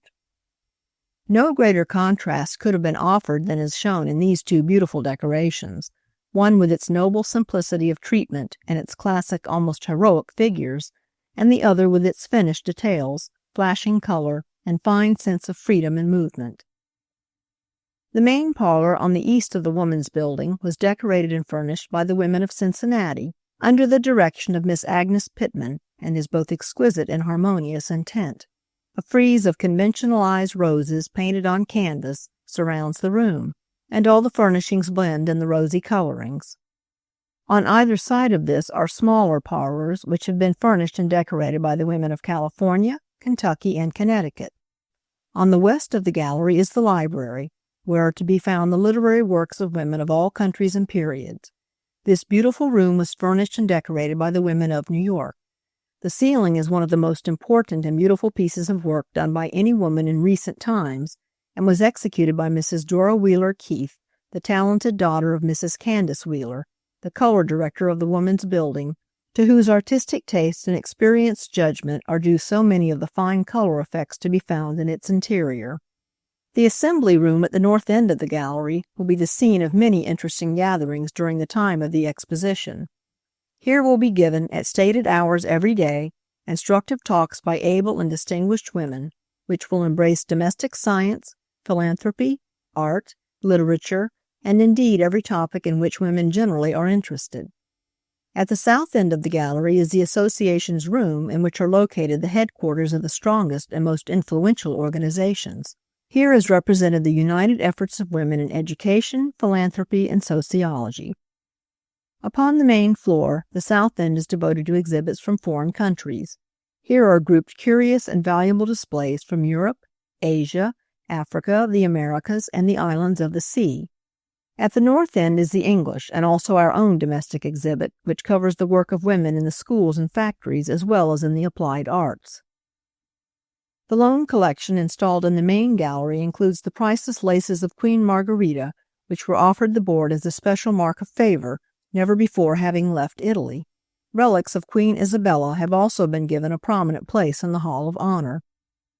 Many offers were made for the decoration of the Woman's Building, Mrs. Houghton of Washington being the pioneer in this direction, by the presentation of a beautiful pair of marble columns from the women of her state.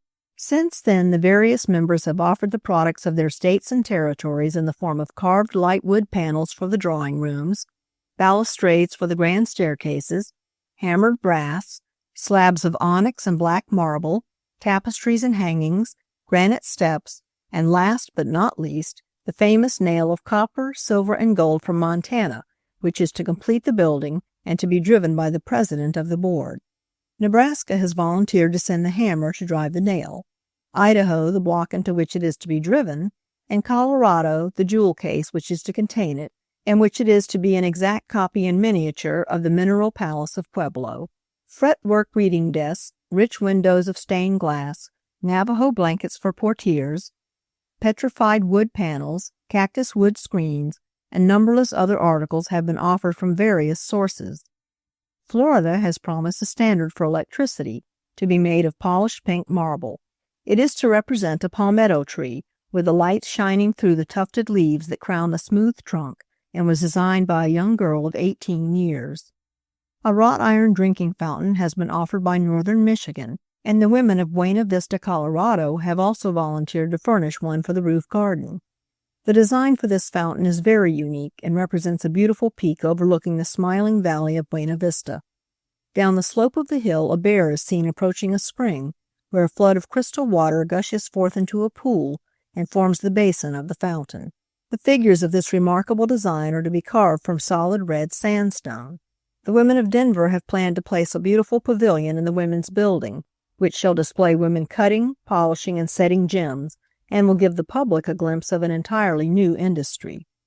The women of California were the first to ask to furnish an entire room in the women's building, and their plans quickly assumed definite shape. The floor and ceiling of the large apartment is of laurel, inlaid with the various woods from California, while the walls are all solid redwood, relieved by occasional panels of canvas painted by the best women artists in the state.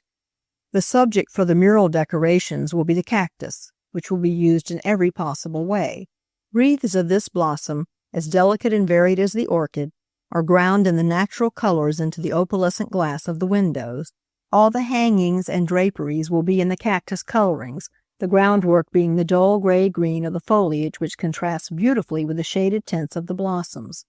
Great vases of this plant in full bloom are scattered throughout the room. The collecting of so many objects required an enormous amount of correspondence, and in this connection the greatest credit should be given to Mrs. Cook, the able secretary of the Board of Lady Managers, who has displayed constant patience, tact, and executive ability. The exhibit in the women's building is not supposed to be of a general character, for it must not be forgotten that the work that women have done is scattered through all the buildings according to the classification, being entered in the various competitions with that of men. The exhibit in the women's building is simply an object lesson of the very finest work done by the women of all countries, and designed to show the progress they have made since liberty and education have been granted them. Lady Aberdeen has asked for space and wishes to display the wax figures of a bride and all her maids clothed in exquisite Irish point lace. A complete household equipment of Irish linen will also be shown. Messrs. Marshall Field and Company have already bought the bride's dress and will exhibit it after the exposition has closed. Hayward's, the best-known lace house in London, has asked to show a historical collection of rare old laces, and the Princess Narishkin desires to send from Russia an exhibit of the laces and the silver-embroidered costumes made by the peasants on her vast estate. But it is quite impossible to enumerate the many interesting objects that have been offered in various lines. The Board of Lady Managers wish to emphasize particularly the progress of women in a business and professional way, and in this connection will show the finest work they have done in the various lines, such as illustrating, wood engraving, painting, sculpture, wood carving, designing for wallpaper, carpets, fabrics, etc., as well as a complete showing of journalistic and literary work. The board also intends to make a fine archaeological exhibit which will show woman as the inventor of the industrial arts and the first maker of the home. The officers in charge of the Smithsonian Institution at Washington have kindly volunteered to lend to the women's building such objects as may be desired, and this valuable collection will be supplemented by others taken from museums and private collections both in this country and Europe. The recent discoveries in New Mexico and Arizona will be represented in this display, and considerable space will be given to the valuable collection recently made by Mrs. French Sheldon, who followed Stanley's footsteps far into the interior of Africa. Mrs. French Sheldon proposes to exhibit not only her curios, but the caravan in which she traveled.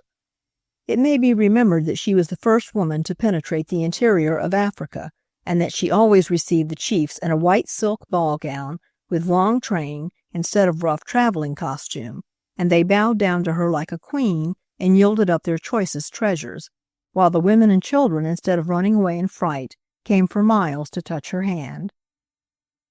Many applications have been received from prominent associations of women physicians and dentists, as well as numerous organizations of all kinds. Although much has been said and written about women's work for the exposition, and the newspapers have given a great deal of space to the Board of Lady Managers and its aims, very little is generally known about the women's branch of the Congress Auxiliary. Few have any conception of the magnitude of its plans or the work it has accomplished. While the Board of Lady Managers is engaged in collecting and arranging for the display of an exhibit, which shall show to the best advantage the material resources and varied fields of labor of the women of all nations, to the auxiliary is confided the important task of calling together a series of congresses during 1893, which shall not only demonstrate what woman has done in the lines of mental and spiritual work and in the sunny field of letters, but the public discussions of practical subjects by trained thinkers will uplift the masses and open the way to a better understanding of many facts needful to the housekeeper, the educator, and the philanthropist. Not only will the college graduate listen to learned papers discussing her favorite science from the newest and most approved standpoint, or the Christian worker be able to enlarge her sphere by hearing words of wisdom from the greatest disciples not only of her own, but of all known religions, but even the humblest housekeeper will be able to lighten her labors by learning how to economize both time and money, so that her children may be better educated, have more home comforts, and best of all, more of their mother's society than is possible under older and slower methods. The Congress Auxiliary, which may well be termed the nation's host, is already bringing people together from every part of the earth, and through its efforts representatives of various nations from the most distant shores will gather together in common sympathy in Chicago in 1893.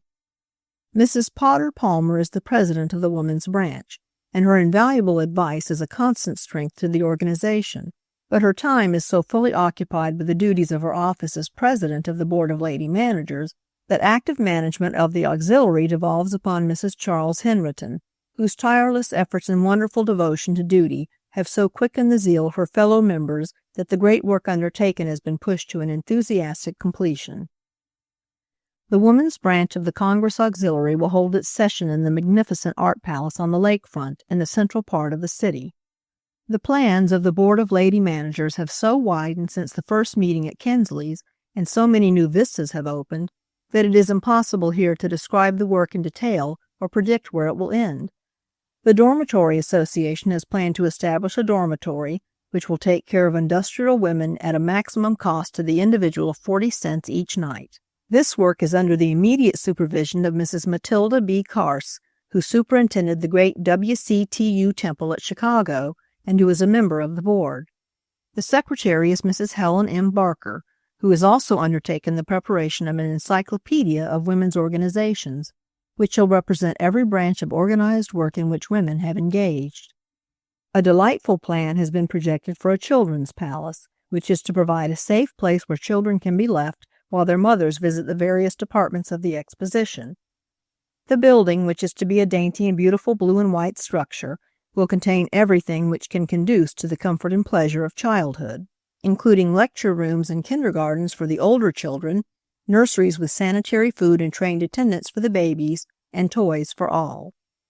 The flat roof with its high stone balustrade, covered at a height of 15 feet with a strong wire netting, will form an ideal playground. Within this charming enclosure, which will be bordered by vines and flowers, birds and butterflies will flit among the children at will, the wire covering rendering cages unnecessary. An awning will protect from sun and rain. In the assembly room, stereopticon lectures will be given to the older boys and girls about foreign countries, their languages, manners, and customs, and important facts connected with their history. These talks will be given by kindergartners, who will then take the groups of children to see the exhibits from the countries about which they have just heard. The Children's Building had no appropriation from the exposition authorities, and the Board of Lady Managers assumed the responsibility of raising the money necessary for the erection of the edifice. The various states voluntarily assume the payment of a certain proportion of the sum needed. Too much cannot be said in praise of Mrs. George L. Dunlap, the chairman of the committee in charge of the Children's Building, for to her untiring efforts the success of the enterprise is principally due. She assumed this work as a labor of love, and from its inception has given to it her entire time. Through her enthusiasm, the members of the Friday Club, an organization of young women of Chicago, became interested and organized a bazaar of all nations which was held at Mrs. Potter Palmer's house in November 1892, and which resulted in the clearing of $35,000 for the children's home. The building is located between the Women's Building and the Horticultural Building, and is one of the most charming objects that meets the eye of the visitor who enters from the North Gate. All these buildings will be monuments to the progress women have made during the 19th century, but I feel that the greatest object accomplished by the Board of Lady Managers will be the showing of the work done by the industrial women in this and all other countries. The object lesson it will teach to the nations of the world cannot soon be forgotten, and perhaps these long silent sisters will at last have an opportunity for the pay and the freedom that should be accorded them as equal laborers in the world's great workshop. Chapter 6. Mr. Perkins. The morning was bright and sunny. Jean had been to church and had walked down the Lake Shore Drive afterward with Mr. Middleton, who came in with her when they reached the flat. She had brought home the little printed circular containing the morning's hymns, and on entering sat down at the piano without removing her wraps, and commenced softly to play them over.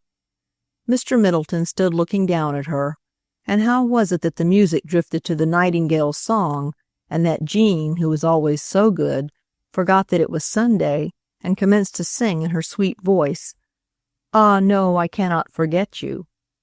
Suddenly she became conscious of a foreign presence in the room and turned her head, when, to her surprise, her glance fell upon a stranger. It was rather an embarrassing moment, and as she rose with a flush on her face, the stranger stepped toward them and said inquiringly, "Mr. Perkins?" Jean answered at once, "I fear you have made a mistake, which is a very common thing with so many apartments in one building. Mr. Perkins does not live here." "Oh, no," the young man answered with perfect self-possession. "I am Mr. Perkins, and I have come to see Miss Wendell." "Oh, I beg your pardon," cried Jean, blushing. "She is not in the city. She went to spend Sunday in Evanston." "I know it," replied the young man, "but I have an appointment to meet her at 1:15, as I am going with her to dinner at her cousin, Mrs. Dickey's." It was then almost the moment mentioned, so he sat down to wait, while Marjorie came in from Sunday school and joined them. Mr. Perkins proved to be a very amusing and interesting young man, with light curly hair, a frank, open face, and a manner that was at once deferential and yet showed a desire to please. He told them that he had lived in Washington and gave them many stories of Western life, so that the time slipped by with great rapidity, and Katie had announced the 2 o'clock dinner before anyone noticed that the Duke had not arrived. "Won't you come to dinner with us?" asked Virginia. "There is surely some mistake, and as you are a stranger in Chicago, it would be very awkward for you to dine alone downtown at a hotel." He hesitated a moment and then said, "I wonder if you would ever forgive me if I did do such an unconventional thing. The truth is that I should like immensely to stay." And so the matter was settled without more ado. They were at dinner when a ring came at the door, and Katie said that someone wished to speak to Miss Fairfax. Jean left the room and returned in a moment, dimpling with laughter, to say that it was a young man whom she had never before met, who asked for her, as he was so much surprised to find that Miss Wendell was not in, as he had an engagement to go to dinner with her at her cousin, Mrs. Dickey's. Mr. Perkins was very much amused, and the dinner progressed with great jollity, as he and Mr. Middleton, who found that they belonged to the same college fraternity, vied with each other in telling stories and anecdotes. The dessert was on the table when Katie was called away by another ring at the door, and returned in a few moments with her good Irish face settled into a grin that stretched from ear to ear, as she said that it was some young gentleman who wouldn't leave his name, but who seemed very much surprised to learn that Miss Wendell was not in, as he had an engagement to go with her to dinner at her cousin, Mrs. Dickey's. At this we all shouted, until the old maid who always sits in the bathroom in the top flat to tell the gossip that she hears floating up through the shaft must have had something to repay her for her long vigil. It was 7 o'clock at night when the Duke came in, a disconsolate wretch, for the face of that little hypocrite, which is the merriest in the world when she laughs, can be drawn down to such an expression of melancholy that the hardest-hearted person in the world could not help forgiving her sins. I never could remember just what explanation she made, but as it was perfectly satisfactory to Mrs. Dickey and to the young men, including Mr. Perkins, who soon called again, it does not make much difference. Chapter 7. Jean's Burglar. I must write down my horrible experience of Friday night, now that I am able to sit up and think coherently. It was very late when Marjorie and I started home. The car was crowded, as usual at that time in the evening, there being more men than women. We sandwiched ourselves into a small space, given us by a polite man, and I clutched my pocket in which, foolish girl that I was, I had $300. This money had been received that day from the sale of some land, which had been for a long time in the family, and I had cashed the check in the afternoon, thinking I would pay a few bills on my way downtown in the morning. I whispered to Marjorie to pay our fare, as I didn't care to take out my purse. "Oh, did you get the money, Virginia?" "Yes," I assented under my breath. "What a lucky girl! You will surely have to treat the flat." "Be careful, Marjorie." And as I cautioned her to speak more softly, I caught the expression of a man's face just across from us. He was a coarse-looking man and wore a slouch hat pulled down over his face. He gave Marjorie a quick, piercing look, and I saw an ugly red-looking scar over his left eye, while his thick lips were only half hidden under his black whiskers. Altogether, he was what a man out west would call an ugly customer. He paid no further attention to us, and in talking of other things I had forgotten him entirely until we got out of the car at Chicago Avenue, when, to our dismay, he got off too and sauntered along leisurely behind us with his hat very far down over his eyes. We ran all the way down the block, and I was glad indeed to get into the house. I felt a little uncomfortable even after reaching the warmth and light of our own little flat, and something impelled me to go to the window. I pulled back the curtain and looked out, and there, under the lamp, on the opposite side of the street, stood the man looking up at me. My feelings were anything but agreeable after that, but the other girls reassured me, telling of the night watchman, of how many men there were in the same building to be summoned at a moment's notice, etc., etc. Somewhat pacified, I went in to dinner, and afterwards we spent a merry evening with a number of friends, and I forgot all about the man. Before I retired, I took the money and pinned it into the crown of an old hat, underneath the lining, and hung the hat up in the closet, as that was always my own private safe deposit vault. Dismissing all thoughts of fear, I opened the window for some fresh air and retired. I can't tell how long I had slept when I was suddenly awakened by a strange noise, and all my faculties became keenly alive. Through the folding doors, I saw the moonlight streaming in at the parlor windows, and the curtain swaying gently backward and forward. Was that tall black thing outlined on the curtain the piano lamp? I strained my eyes to see, not daring to move. As I gazed, the black object moved across the room, and a silent match flashed a light upon the face of the wretched man whom we had seen on the car. Yes, there was no use in trying to disbelieve it. There was the slouch hat, the scar, and the ugly thick lips. In the instant that the match flashed, I saw that he had a second man with him. They had climbed up to the balcony and come in by the window that I had left open. I knew that the Duke kept both the doors to her room closed and locked, and I wished with all my heart for the much-despised pistol.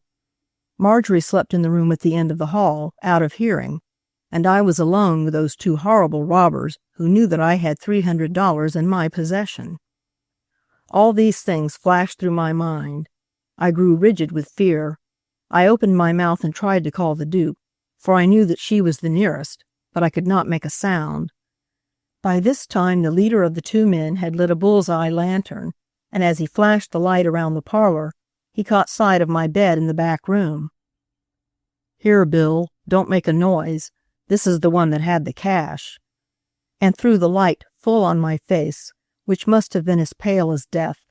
It took all my strength of mind not to move an eyelid, and the second the light rested on me seemed an eternity. They finally turned their attention to the bureau, and began picking up the few articles of jewelry that I had left there. The next thing they did was to rummage in the bureau drawers, and as their backs were turned to me, I felt this was the critical moment, and now or never I must act. Not far from the head of my bed was a large closet, which opened into Marjorie's room. The door leading into her room from the closet was closed, I knew, but the one leading into my room had been removed, and a portiere hung over the opening. If I could get into the closet without their seeing me, I could open the door and rush into Marjorie's room, and there at least we two could fight together. I climbed out of bed expecting every moment to see them turn, as they were muttering to themselves over not finding the money. How I managed it without making some slight noise I never knew. But there I was on the floor at last, creeping along by the wall to the curtain. How far it seemed, and how cold I was with fear. but I knew my one chance of escape was to get into that other room. With a noiseless wave of the curtain, I found myself in the closet and sent up a prayer of thankfulness. I could hear the men opening the boxes in my bureau and their comments on the things they wished to take. I straightened myself up, took one long stride to the closet door. I turned the handle. It creaked audibly. It seemed to stick. Great heavens, it was locked. There was a commotion in the next room. The lantern was flashed on my bed. "She's got out and gone, Bill. Quick, behind that curtain." They jerked back the curtain. The lantern flashed on me. I saw the man with the scar point his pistol at me, and then I knew no more, for I fell head first against the door.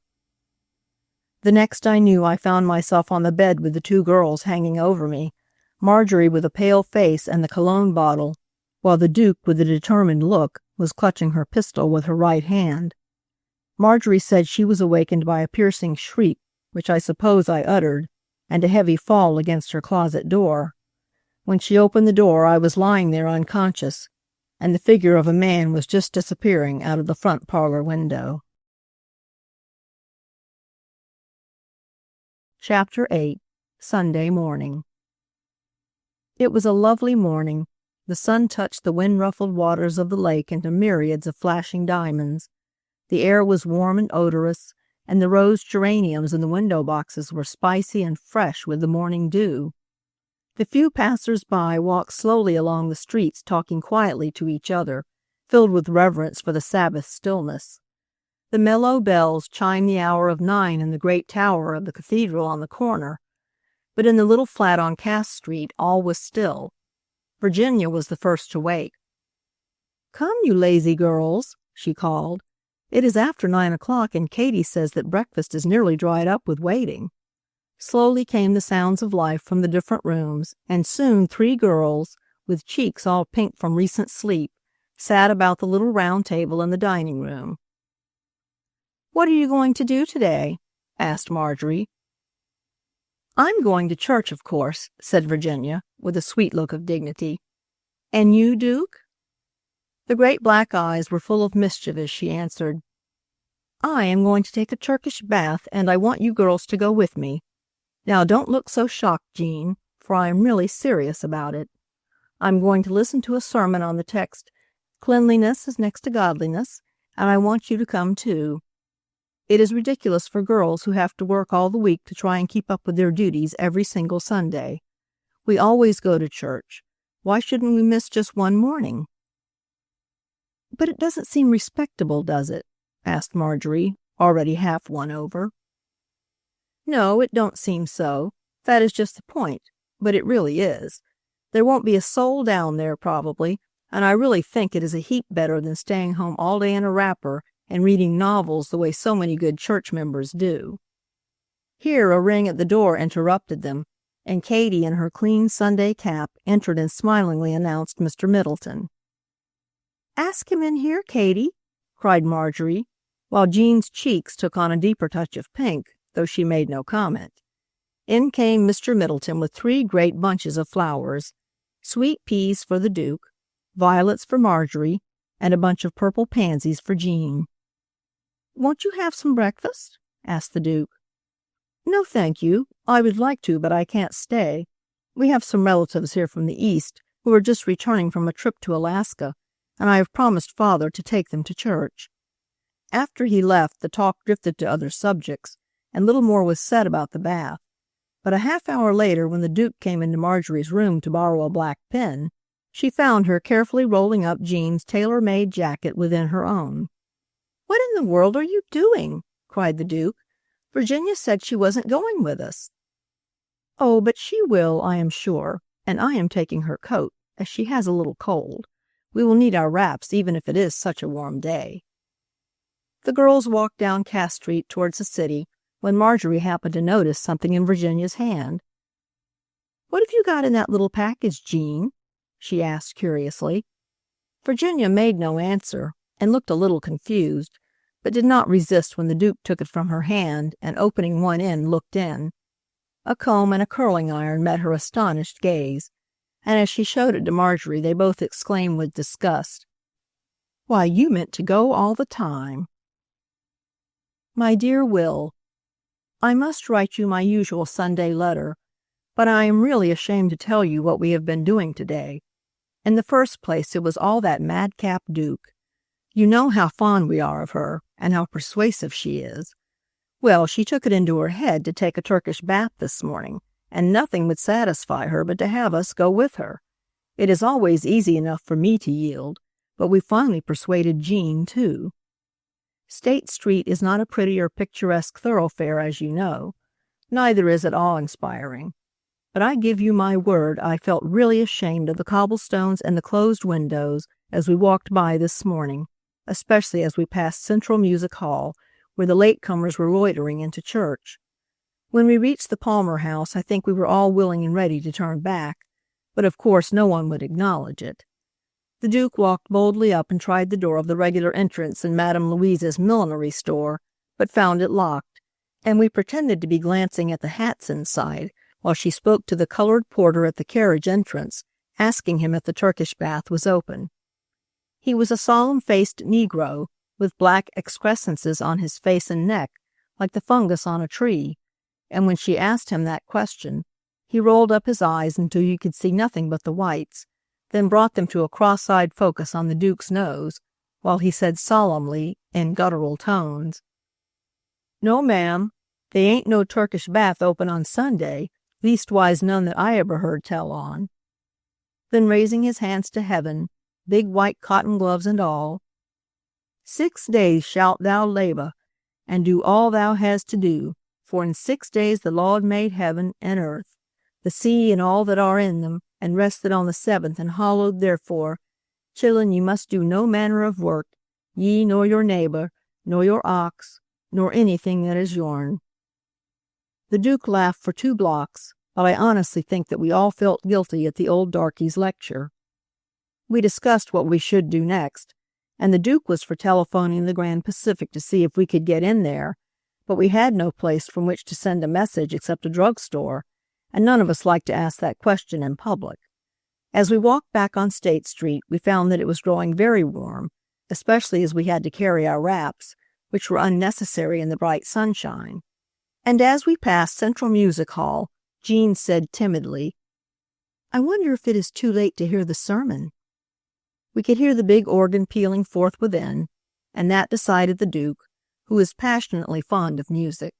As for me, I did not need to consider, for you know how much I love to hear Professor Swing's lectures. So we went in, intending to sit quietly on the red velvet sofa by the stairs in the back of the church, and not try to find a seat. You remember the sofa, I know, the refuge in thought of all the people who came in late. In thought, I say, for one generally enters to find it occupied. So it was with us, and as we stood there a moment, undecided, a gentleman with gray hair and a beautiful benevolent face came up and asked us to follow him, saying he had 3 seats for us. At first I tried to protest, as I was in advance, but not wishing to refuse at such a moment, we followed, to be shown into one of the most conspicuous places in the house, Mrs. Medill's box. After the rustle of our entrance, we were glad to subside and presently forgot our discomfort in the opening words of that wonderful sermon. I do not need to tell you what a feast it was, for you have heard Professor Swing. But that awkward and to a stranger homely man seems to me to be almost inspired. All that he says appeals to the reason, the imagination, and the heart. His allusions show the learning of a scholar, and yet he is never pedantic. His standpoint is that of a philosopher, and yet he is tolerant of those of us of lesser stature who go about blinded by the glamour or the follies of our century. Gifted with magnetic power that chains, from the moment he speaks, the entire attention of his hearers, he tells us, as simply as a child, the difference between right and wrong. His creed is to raise the fallen, to help the suffering, and to teach to all men the gentleness and charity that broaden the age. But I always enthuse on this subject. Jean, as you know, is a stranger here, and had never heard him preach, and once when I happened to glance at her, I saw that she was intensely interested in every word that he said. Her eyes gleamed in excitement. You remember their strange lapis lazuli tint, and a ray of sunlight gilded the little tendrils of hair about her neck and temples. I saw several people looking at her, and I do not wonder, for she is a most charming creature when that perfect calm is stirred to animation.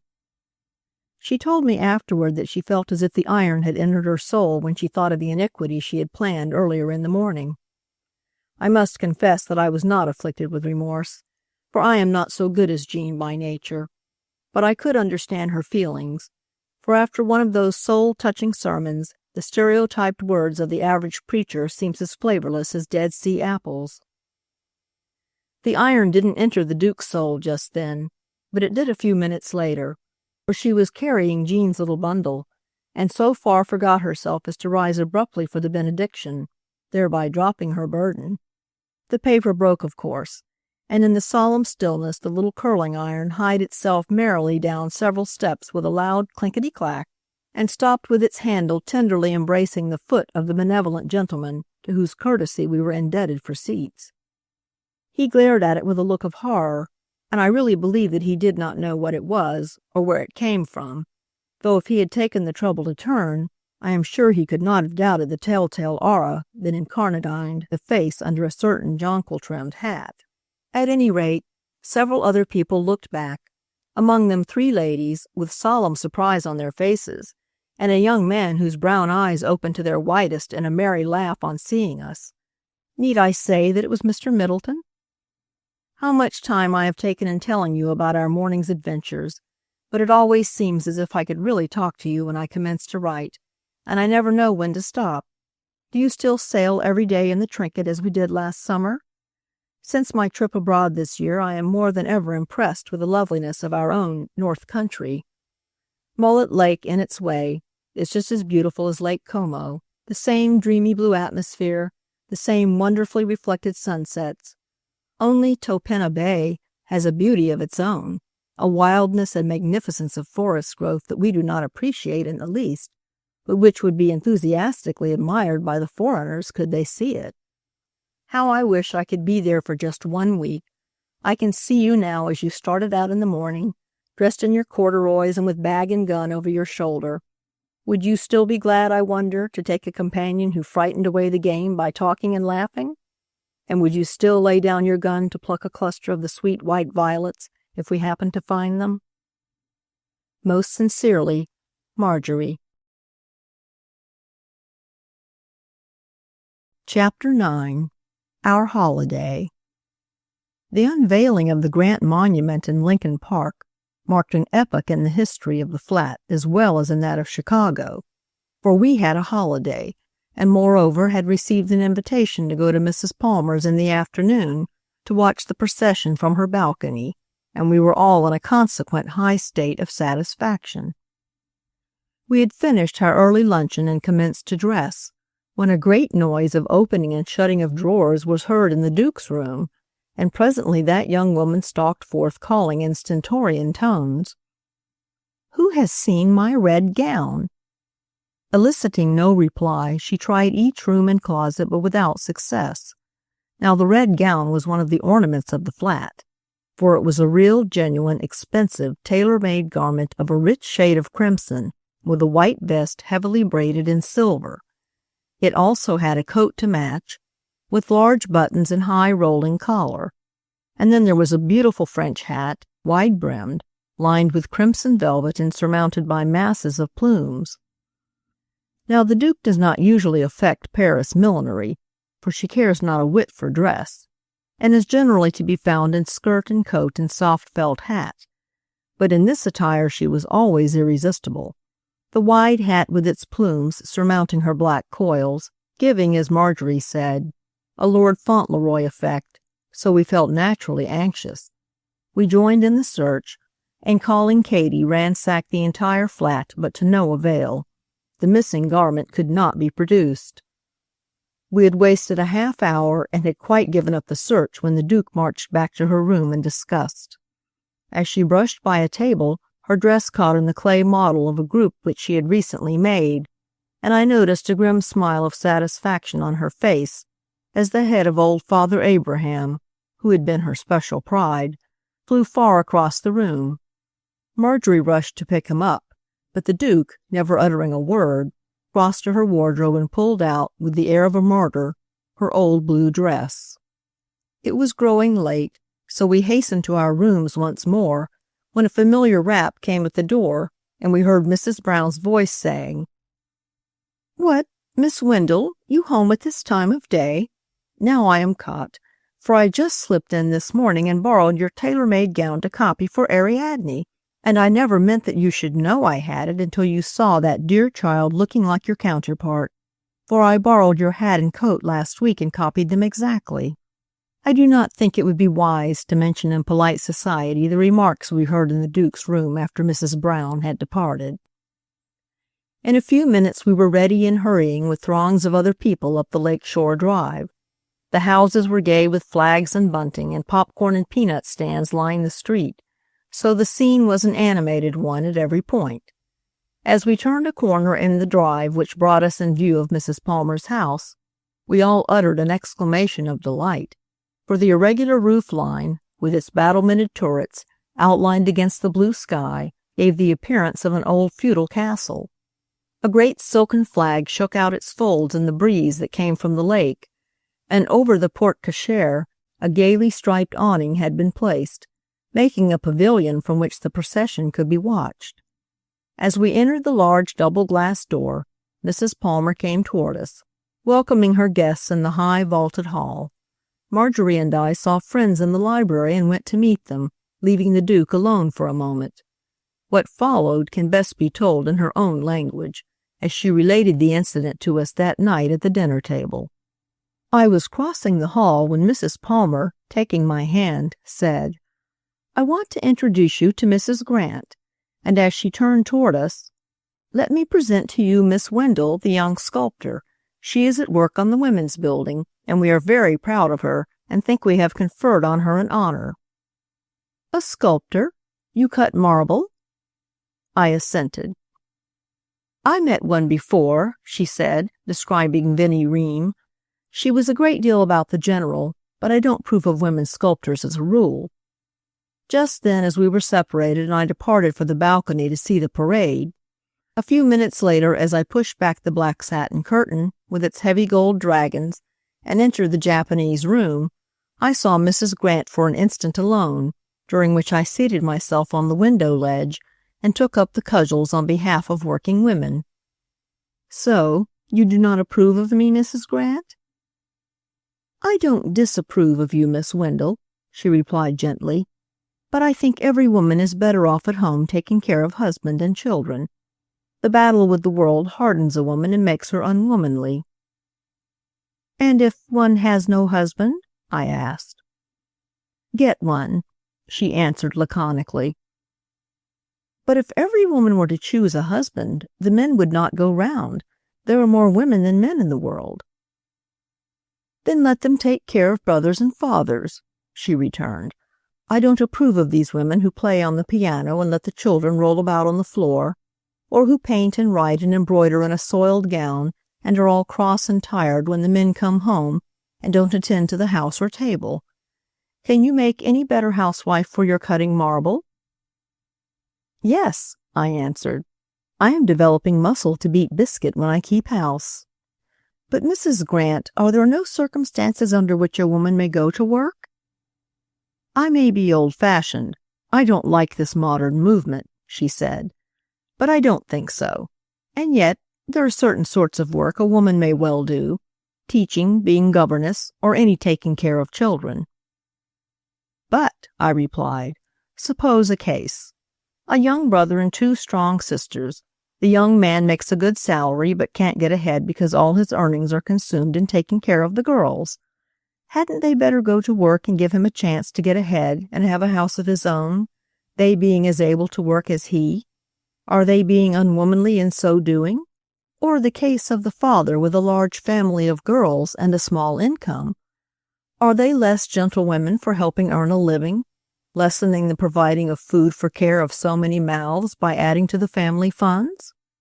For a moment Mrs. Grant thought, and then, looking far over my head across the shining summer sea, answered, "You may be right. In that case," slowly, They ought to go into the world. After the Duke had finished talking with Mrs. Grant, we all went out on the balcony to watch the great procession as it passed.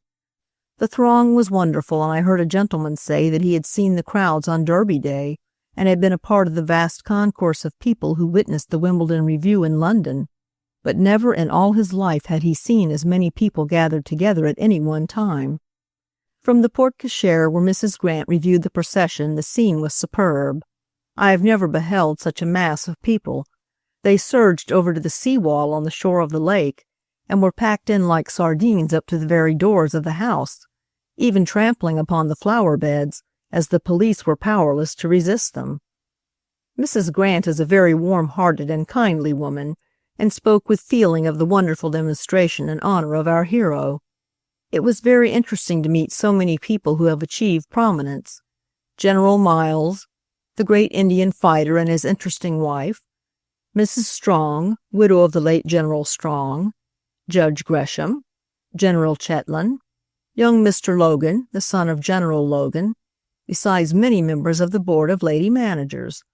The ladies all carried flowers and waved to the orderly ranks of troops who marched by the house with uplifted hats in honor of the distinguished widow.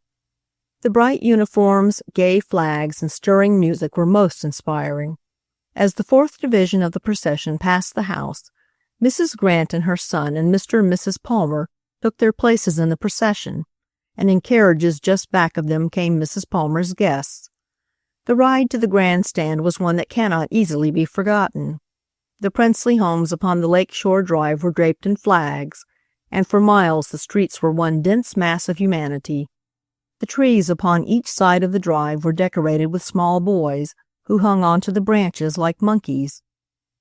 As Mrs. Grant alighted from her carriage, every hat was raised, and the eager faces of many scarred veterans gazed wistfully at the beloved wife of the soldier whose memory they were honoring. All down the broad avenue, spreading over the beautiful esplanade onto the wide beach beyond, and standing around the base of the monument were members of the Grand Army, and it is estimated that fully 500,000 people witnessed the ceremony. As far as the eye could reach, the drive was thronged, and as the different companies marched up, each standard-bearer took his position upon the stone steps that formed the base of the monument. The sun shone upon the hundreds of fluttering flags and gleaming bayonets, while slowly, very slowly, the flag parted, and the majestic bronze figure of General Grant was revealed to the thousands of eager spectators. In the hush that fell upon the multitude, I glanced at the wife, who was gazing upward with streaming eyes at the cold, still figure. It was not the hero or the soldier that she strained her eyes to see, but outlined against the sky was the face of the man she had loved, and it is little wonder that the hats of the veterans were solemnly raised, and there were few dry eyes in that vast throng as they witnessed her emotion. The unveiling was followed by a great uproar, as the Navy and the Army vied with each other in a deafening salute. We did not wait for the speeches, but returned to the house, and spent an hour wandering about the various rooms, which the Duke had never before seen. The interior of this stately home exceeds in grandeur any expectations that could be formed of it. We wandered through the library, the ceiling of which is beautifully painted by a famous artist with scenes and characters from many well-known books. At one corner Juliet leaned coquettishly from her balcony, while opposite her Faust and Marguerite strolled about their garden.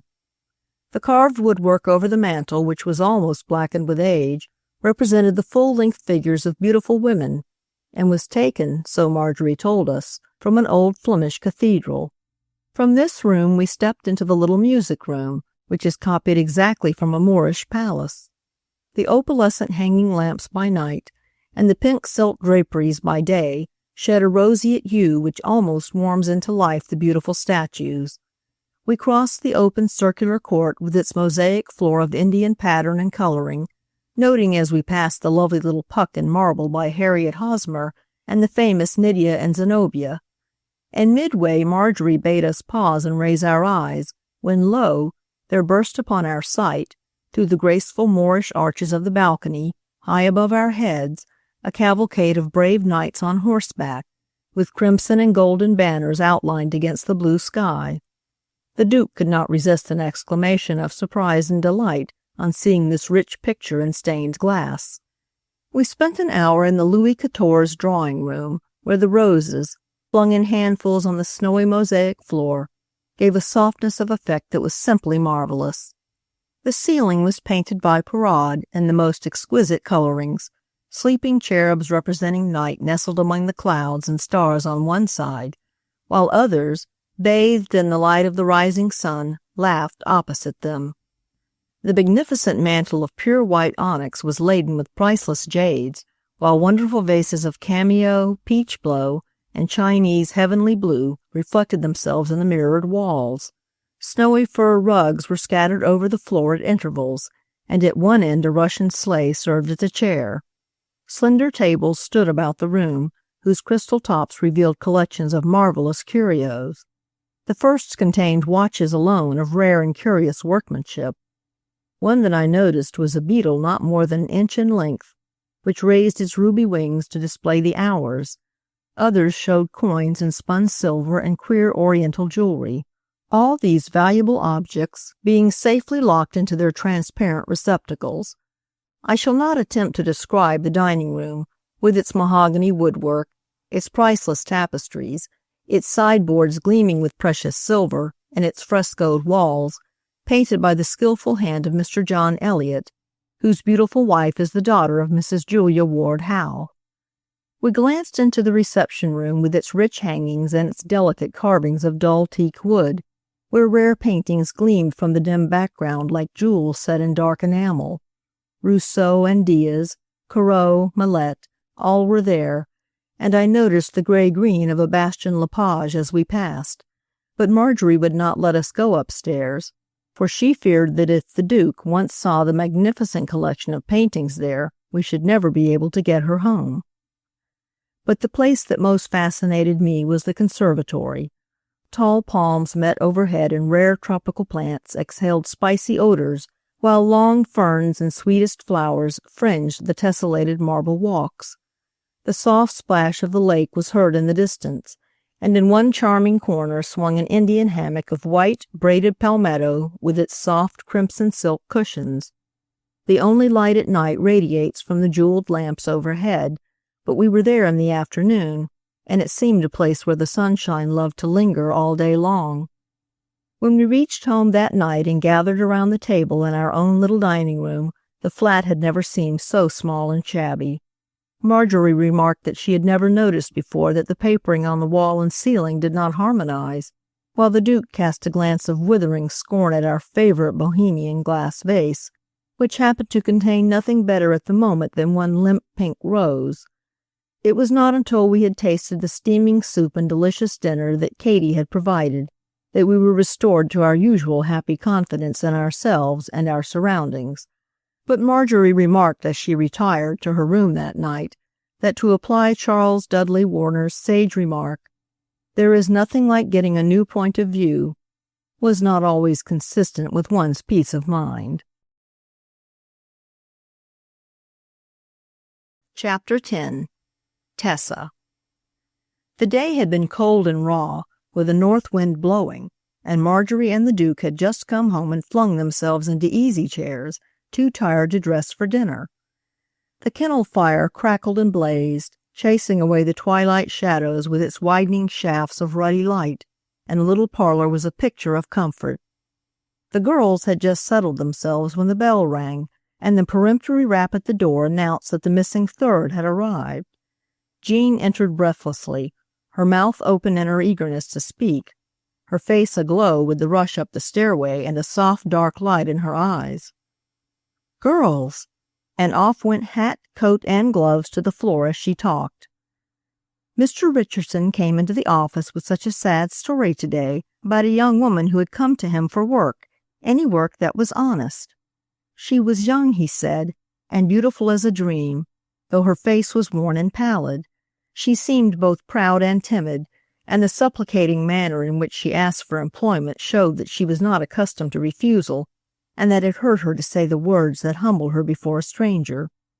He said he was more touched by her manner than by her speech, for she asked him the simple question in a brief and almost forbidding way. He invited her to be seated and encouraged her to talk, and before long, emboldened, I fancy, by his kind paternal ways and lovely old face, she told him a little of her tragic story. After the terrible day that had wrecked her life, she had been half crazed with grief, but when her ideas returned she realized that she must make her living, and her thoughts drifted to the distant World's Fair city with its thronging strangers. Mr. Richardson said that her narrative stopped after that, and though he tried to induce her to continue, she would say no more. Finally he asked her how long she had been in Chicago. 4 months, she had replied. And you have found no work in all that time? Do you need money? At this she broke down and confessed with great sobs that she had not touched food for 2 days, and that she had spent her last dollar for lodging, so that in less than a week she would be friendless and destitute in a great city. I imagine, Jean continued, that Mr. Richardson must have helped her, though he would not acknowledge it, but he said she would be in again the next day, when he had promised to let her know about a place. He said that he had made up this excuse to get her to return, as he did not want to lose her and she had refused to leave her address. Marjorie was bolt upright in her chair. The Duke was on her feet and in a breath had voiced the sentiment of all by exclaiming, "We will help her. She must come here for her meals." Then, after thinking a moment, "My studio will afford a bed, and luckily I need a model just now, and I will employ her until she can get something else to do." "But you don't know anything about her," protested Jean, feeling a sense of responsibility for the woman because she had introduced her. Marjorie answered, "She is a woman and needs help. Fate is against her, and she has come to the right place for assistance, for we have known care ourselves and will always help a woman when she is down." That night at dinner they talked it all over, and when Jean left in the morning it was decided that she was to bring Tessa, for so they had named her, home with her. It was 6 o'clock. Jean was late, and Marjorie and the Duke stood at the window watching. Down the street came 2 tall, dark women. One, as they drew nearer, proved to be Jean, and the Princess. Where had she gotten her? How proudly she carried her head! The thick veil surrounding it made it seem like a Madonna's, and what a step she had, as of a beautiful wild thing which had been caught and tamed, but was as yet unbroken. With what an easy grace her arms swayed as she walked. Now and then she bent her head in thought or in answer to Jean. The bell rang and the Duke opened the door. "Tessa," said Jean. She did not know her real name. "This is our sculptor." The woman looked up and the shadow of a smile crossed her face. "And this is Marjorie." By tacit consent, Christian names were used by the girls in the flat. "We are happy to see you. We feared you might not come. We are so glad you did. Let me have your coat and hat." In a moment Marjorie had taken them, and what a revelation! A perfect oval face, black hair which made a soft broken line around her brow, parted and coiled low on her neck, hazel eyes, and a sensitive mouth with deep corners. The face was a sad one, with recent lines of care around the mouth and eyes. Her hands were long, slender, and shapely, beautifully cared for, evidently those of a lady and one who had known nothing of hard work. They chatted gaily and of all sorts of things, taking for granted that Jean had explained everything. How musical her voice was with its rich cadences! She surely came of some southern race. Her full white teeth gleamed through dark red lips. At dinner, and there had been no question of allowing her to dine alone after one glance at that lovely saddened face, she proved a charming talker. She spoke of well-known books, had met some of the authors, and had many tales to tell of them. Yet how sad and tragic her face was when quiet. They had their coffee in the little parlor. She did not seem to want to talk about herself, and the girls were too well bred and had known too much of sorrow to question her. At 10 o'clock the Duke arose. "Will you come to the studio, Tessa?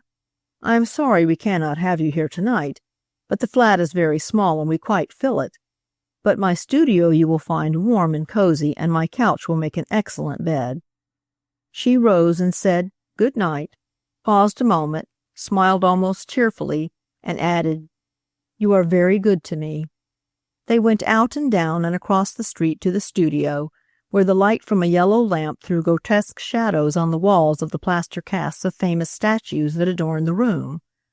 A white curtain waved gently in the breeze which came from the open door, and incense pervaded the air. All was nicely arranged, for the girls had enjoyed bringing order out of the artistic confusion to honor the guest, and the Duke found no fault as she glanced around. "You won't mind those gray covers? They are my models." With a quick turn, she faced Tessa. "Will you pose for me? You are very beautiful." Tessa raised her hand in protest, and a pleading look on her face seemed to ask the Duke to cease.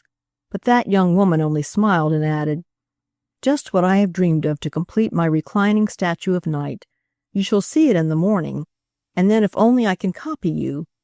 Good night, pleasant dreams." She held out her large brown hand, and Tessa put her small white one in it for a moment. "We shall be good friends," she said. "I feel it. Good night.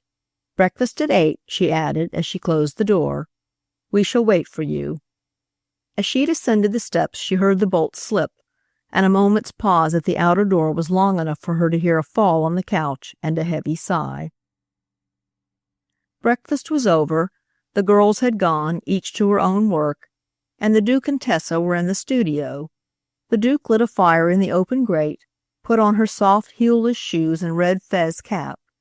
Then, catching hold of a long cover, she swung it off with a great wave of her strong arms.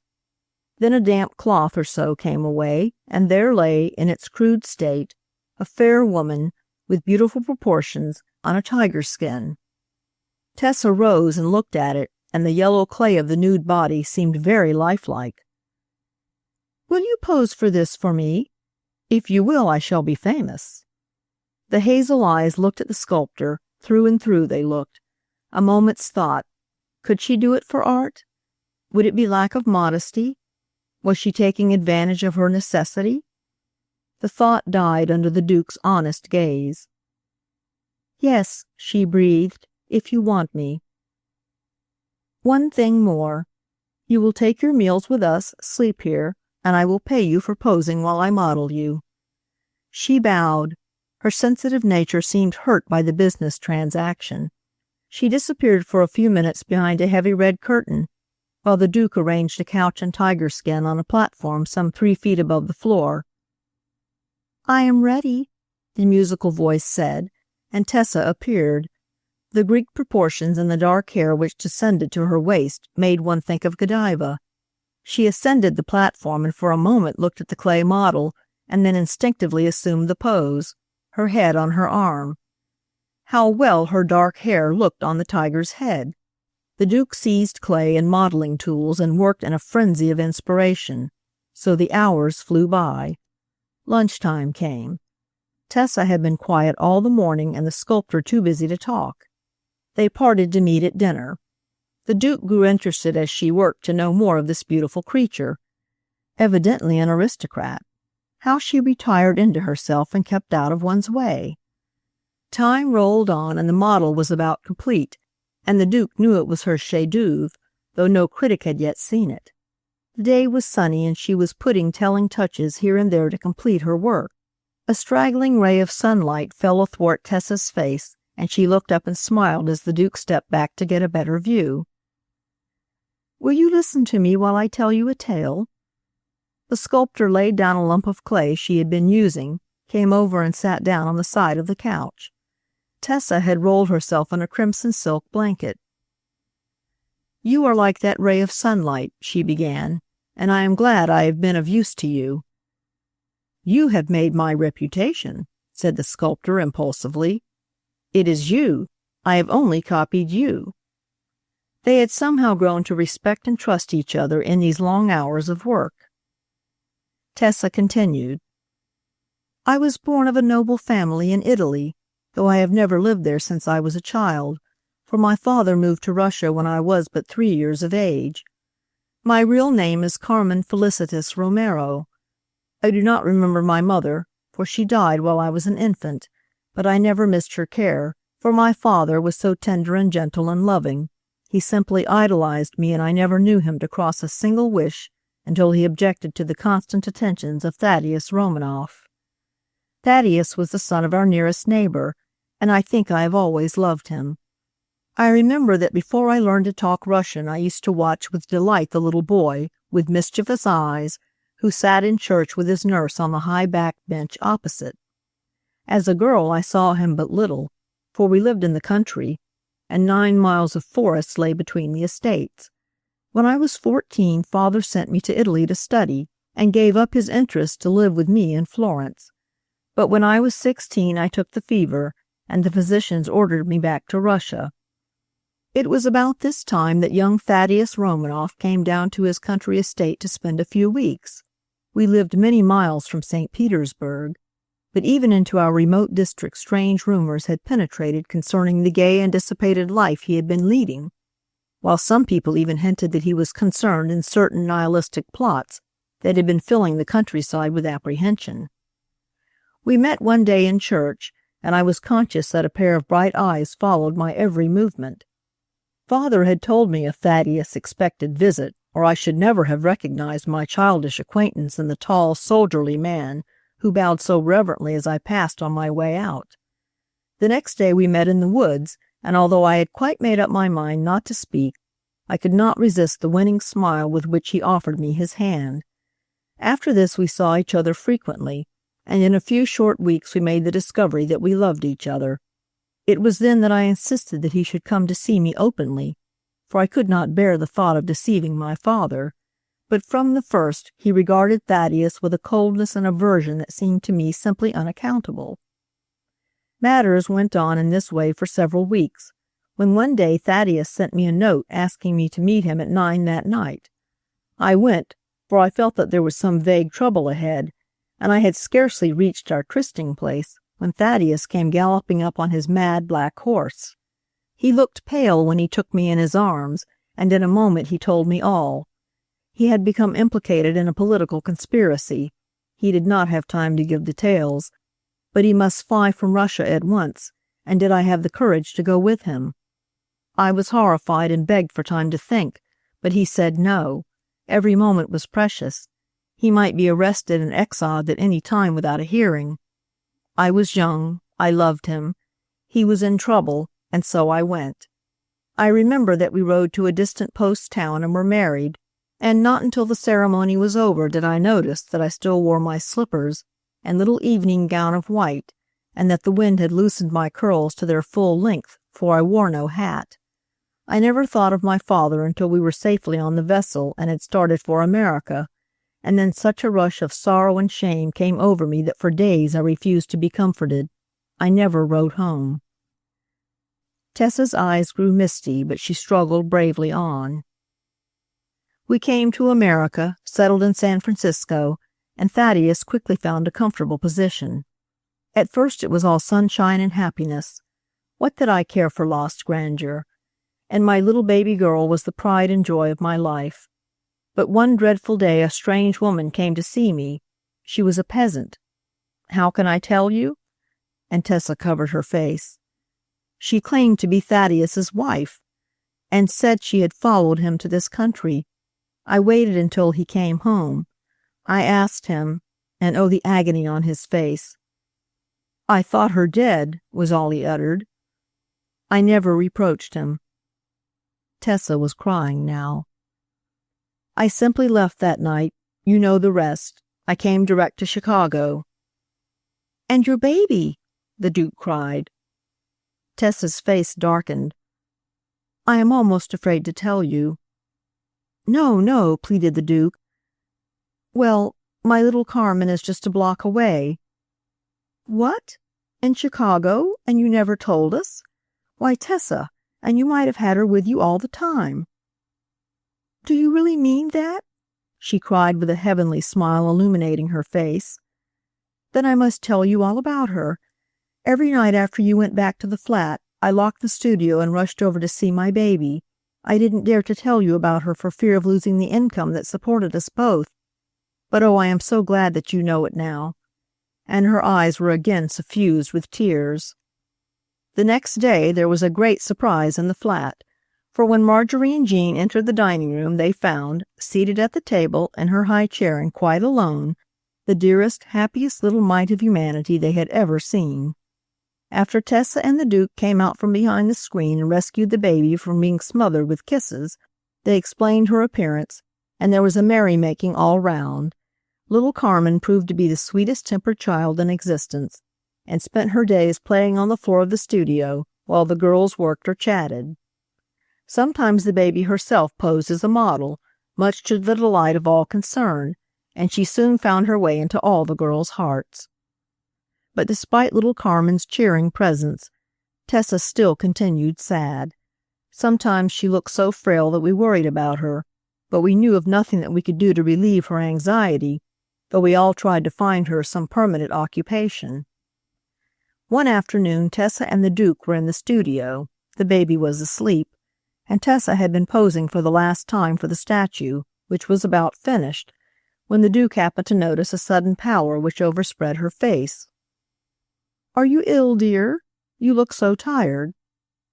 Great circles had come under Tessa's eyes. "May I get you some wine?" She ran to her little emergency shelf and poured some into a tumbler, but before she could turn she heard a fall.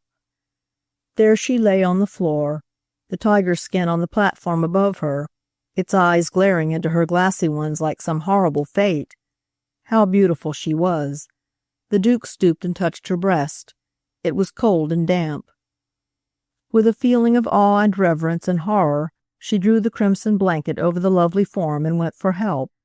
After Tessa's swoon and the Duke's fright, we held a consultation as to what we should do, and it was decided that Jean should write to Tessa's father in far-away Russia.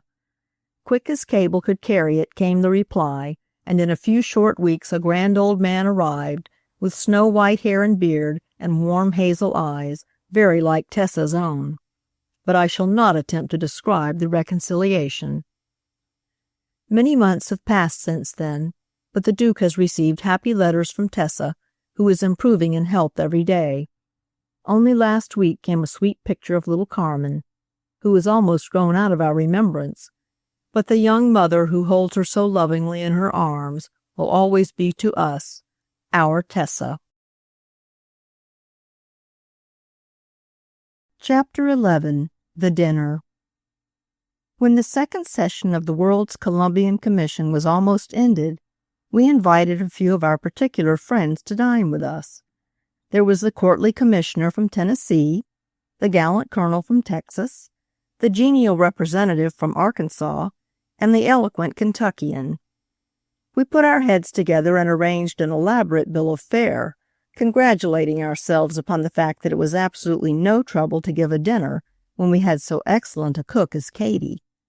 Alas, when we met at luncheon, we were told that Katie had received news of an accident in her family and had left suddenly for the country.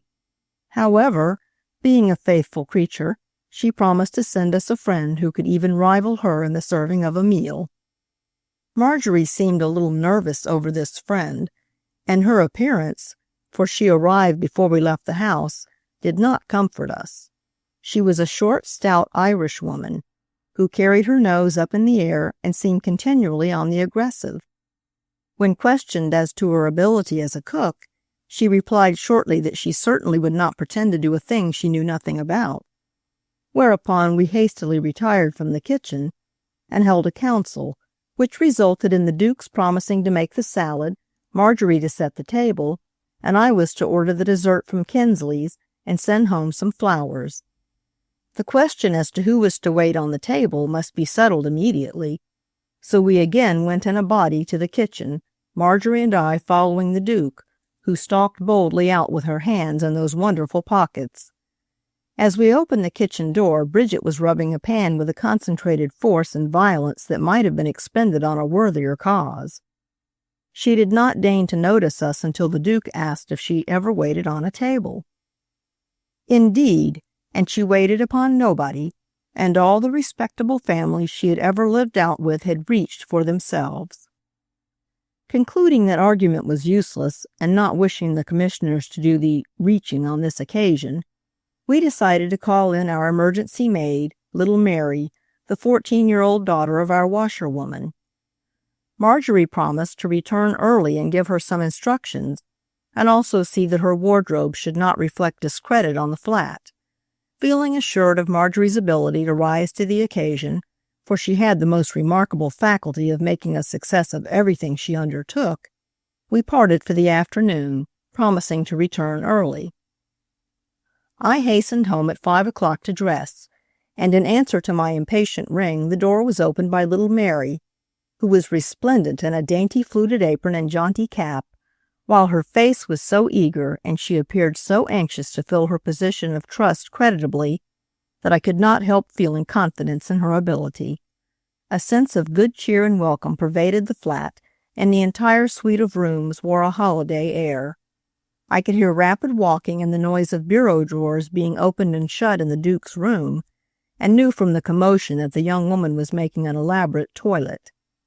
Marjorie was a picture in her dainty lavender gown, which suited so well her golden hair, and with a white rose on her breast, she seemed the idyllic hostess that we find in the poetry of an age that is gone. She was just putting the finishing touches to the table as I entered the dining room, and under her artistic hand it was a combination of dazzling cut glass, shining silver, soft lights, and glowing flowers. Vases of chrysanthemums stood on the sideboard, and the mantel was covered with roses and trailing vines. In the center of the table was a tall, slender Bohemian glass vase, the pride of the flat, filled with La France roses and feathery maidenhair ferns, while long fern leaves were laid on the table around the vase. Marjorie had just trailed a piece of ivy around one of the tall silver candelabra when she turned and saw me. "Oh, Jean, I have just been wishing for you. Do run upstairs and return the courtesy of our frying pan, which we loaned Mrs. Brown, by borrowing her oyster forks." I assented and soon returned, not only with the oyster forks, but with Mrs. Brown herself, who followed me and bore in her hand an immense, many-pronged silver épergne. "You dear girls, giving a dinner and didn't tell me. Here, I've brought you my épergne. It belonged to my grandfather, Colonel Carey of Virginia, and we used to have it on our table when my first husband and I entertained so much in Baltimore. Trouble me? Not a bit in the world. I can whisk all those things off in a jiffy." And the good-natured but misguided woman, suiting the action to her word, seized upon poor Marjorie's artistic decorations and swept them ruthlessly from the table, planting her huge, ungainly ornament triumphantly in their place. And there it stood on our little table, looking about as inappropriate as a silk hat on a 3-year-old boy. In vain we protested, but she, still insisting, carried her disagreeable point. We continued the preparations, and just as soon as she had taken her departure, and she stayed until we were beside ourselves, Marjorie, in anything but a sweet spirit, laid violent hands upon the relic of Carey elegance and transplanted it to the kitchen table. The New York cousin, whom we had asked to chaperone our party, came first, and was simply charming in her gray dress and pink roses, and we were exceedingly proud of her as she entered the room in her gracious, elegant way. "She is so very swell, you know," the Duke said. By this time little Mary had reached a state of nervous excitement which was appalling to behold, while Bridget was calling on every saint in the calendar known to a devout Catholic. But in spite of these minor domestic frictions, Bridget had prepared a well-cooked dinner, and we seated ourselves at the table with a sense of relief that everything so far had been successful. Our guests were exceedingly entertaining, and told a number of amusing incidents about the first meeting of the commissioners.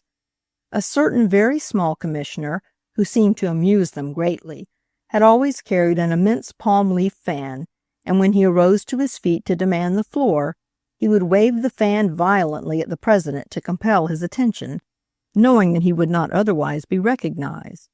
An incident was divertingly related showing that there was still a strong feeling among certain of the Southern commissioners. Upon one occasion, Mr. Wilson, Republican commissioner from Connecticut, had the chair and was enumerating the various states whose legislatures had failed to make any appropriation. When he mentioned Georgia, the commissioner from that state, an unreconstructed rebel and a Democrat, immediately pricked up his ears. The ex-governor, very old and exceedingly deaf, is in addition so rheumatic that walking is both painful and difficult. Catching the one word, Georgia, and being suspicious of the friendly feeling existing in the heart of a Republican from Connecticut, besides being totally unable to hear a word, he excitedly seized the arms of his chair and with suppressed groans raised himself to his feet. Clutching his cane, he laboriously stamped across the room to where Mr. Colquitt of Tennessee was sitting.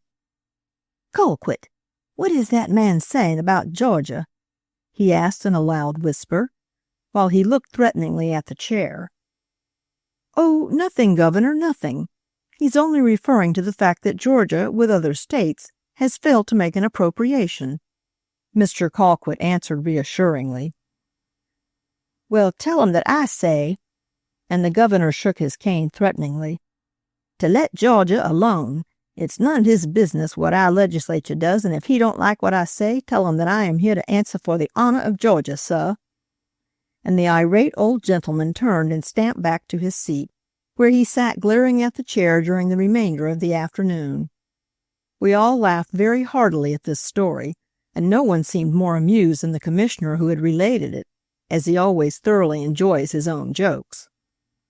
Our dinner was progressing famously. The soup had been delicious, the turkey beautifully done, and I was secretly wondering at little Mary's aptitude when I happened to glance at Marjorie, who was regarding her with painful uneasiness. I soon discovered that our small maidservant in her zeal not only removed the plates with each course, but the salt, the olives, the almonds, the celery, and the glasses. These things were placed on the sideboard for an instant, and then returned to the table, the glasses being studiously emptied and refilled each time. I had my misgivings as to the capacity of the ice pitcher under such trying circumstances, and far from feeling Marjorie's annoyance, was highly amused, as all the signals given were in vain. Little Mary was at that moment about to swoop down on the Duke's glass, but that young woman was too quick for her, and held it firmly while she turned to the commissioner next to her, saying, "Now, Major, tell us one of your good stories," and without further urging he told of a recent experience. Being invited last spring to attend the housewarming of an elegant home on the South Side, owned by one of Chicago's wealthy pork packers, he had accepted and enjoyed the evening thoroughly. When the time came for him to take his departure, he bade his hostess good night, and she accompanied him to the door, where stood a tall, red-faced Irishman in a dress suit, to whom she said, "John, won't you call Major G.'s carriage?" The man started out of the front door, followed by the commissioner, and as it was an exceedingly stormy night, the major stood under the shelter of the porte cochere, saying, "John, I will wait here until you find the carriage." John, in the meantime, hatless and with thin shoes, went out across the lawn, found the carriage, and came back for our friend, whom he politely assisted down the steps.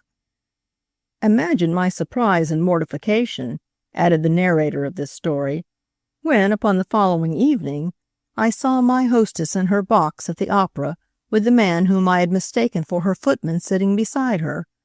I congratulated myself every time I looked at that box that my overcoat had been so tightly buttoned that I could not reach my pocket, and that so I had been spared the mortification of tipping my host for his courtesy. By this time we had finished the more substantial part of our dinner and were waiting for dessert. Little Mary had retired to the kitchen, and we heard an ominous pounding and commotion out there. I suspected that Bridget was having difficulty with something, and when little Mary finally appeared with the ice cream, I knew that it must have been the mold that had confused her, as there was no shape to the cream whatever. Marjorie whispered the one word, "cake," and little Mary again disappeared, while we all three talked at once on entirely different subjects, and our pretty chaperone smiled sweetly on the guest to cover up this domestic difficulty. Our handmaid at last returned, and with a frightened face said to Marjorie in an audible whisper, "It's fell in the chute." Of course we tried to look unconscious, but the expression on the face of the commissioner from Arkansas was too much for us. He seemed anxious and curious and amazed all at once over little Mary's message, and fearing that he would think our cake the victim of some kind of a rifle match, We hastened to explain to him that all flats have chutes, leading from the kitchen to the basement, where ashes and various things can be deposited. The covering to our chute had been broken, and Bridget had doubtless carelessly set the cake basket on this broken lid, and it had gone through. In spite of our embarrassment over this accident, it made us all laugh so heartily that we drank our coffee in a right merry mood, and after our guests had gone, and we sat about the fire talking it all over, as girls will, we congratulated ourselves upon the fact that our little dinner had been quite a success. "But, girls, did you hear the sequel to Mrs. Brown's Epergne?" Marjorie said. "Well, you know, Virginia, that I set it on the kitchen table in my wrath and vexation, and little Mary tells me it perfectly infuriated Bridget, as it took up so much room. You know, girls, it does look like a steamboat. So she pushed it under the sink out of her way, and who should come around to the kitchen door and see it but Mrs. Brown herself." "Served her right," said the Duke.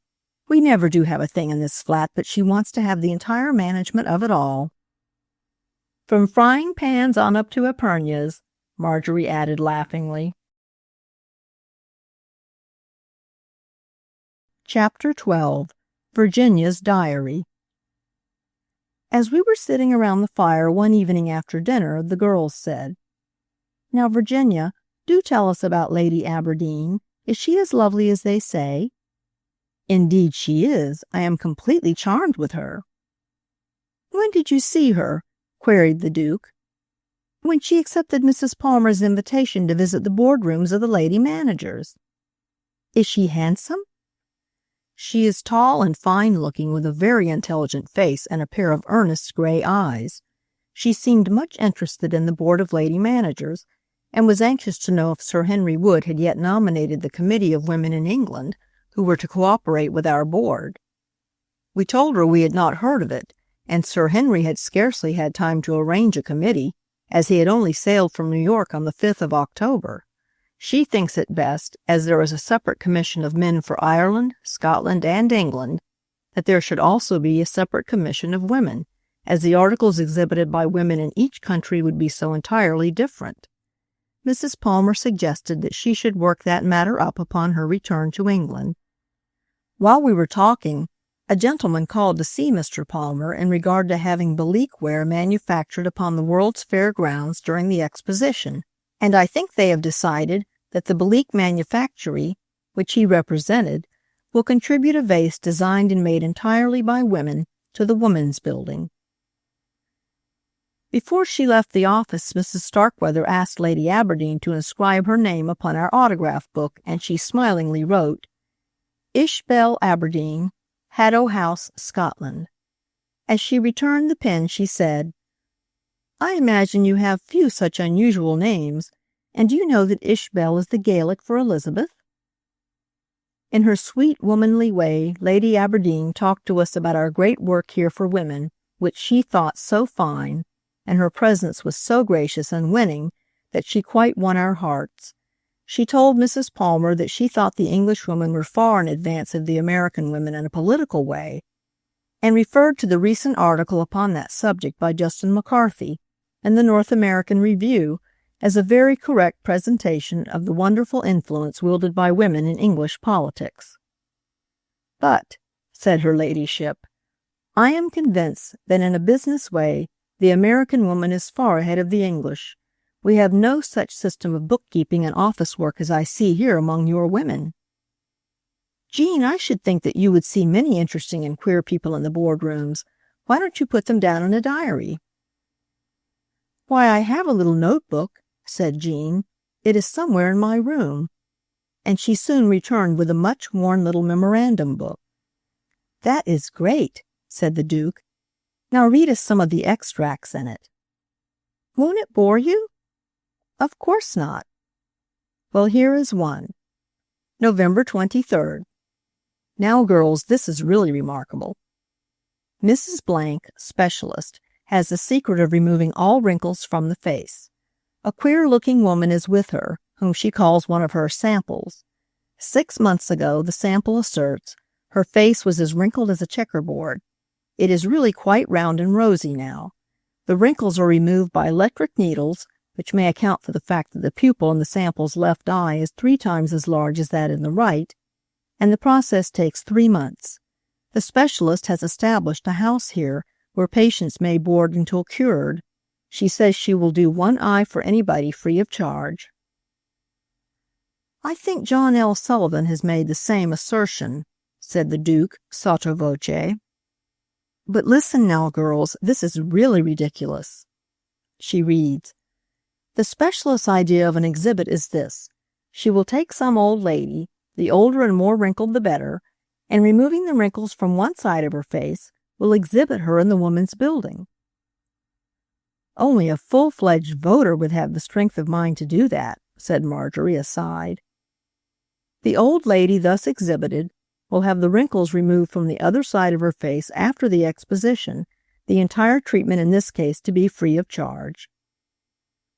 "The only suggestion I would make," said the Duke, who was convulsed with laughter, "is this, that the old lady keep turning her head from side to side like a Chinese mandarin, showing at first one side and then the other."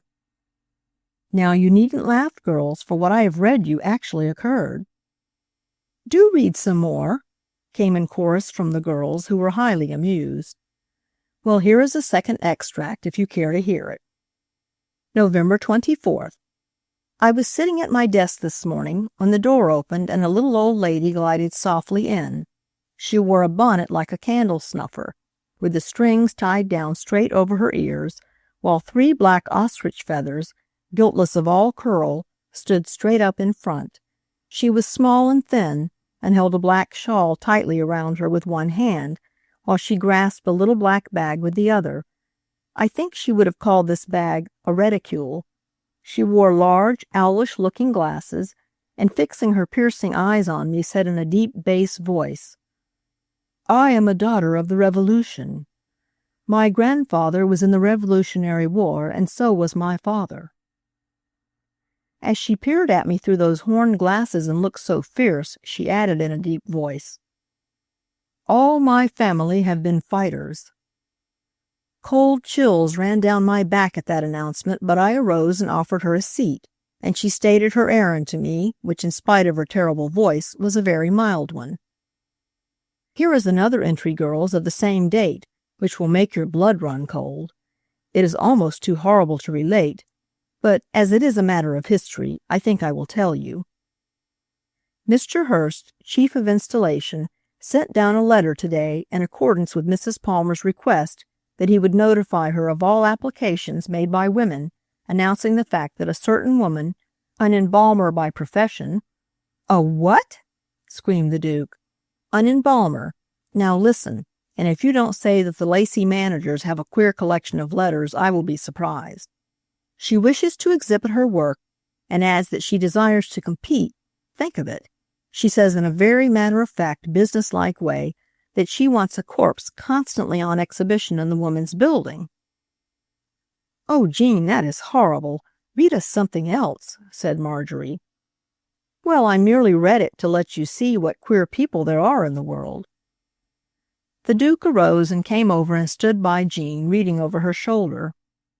"There is something interesting. Read that."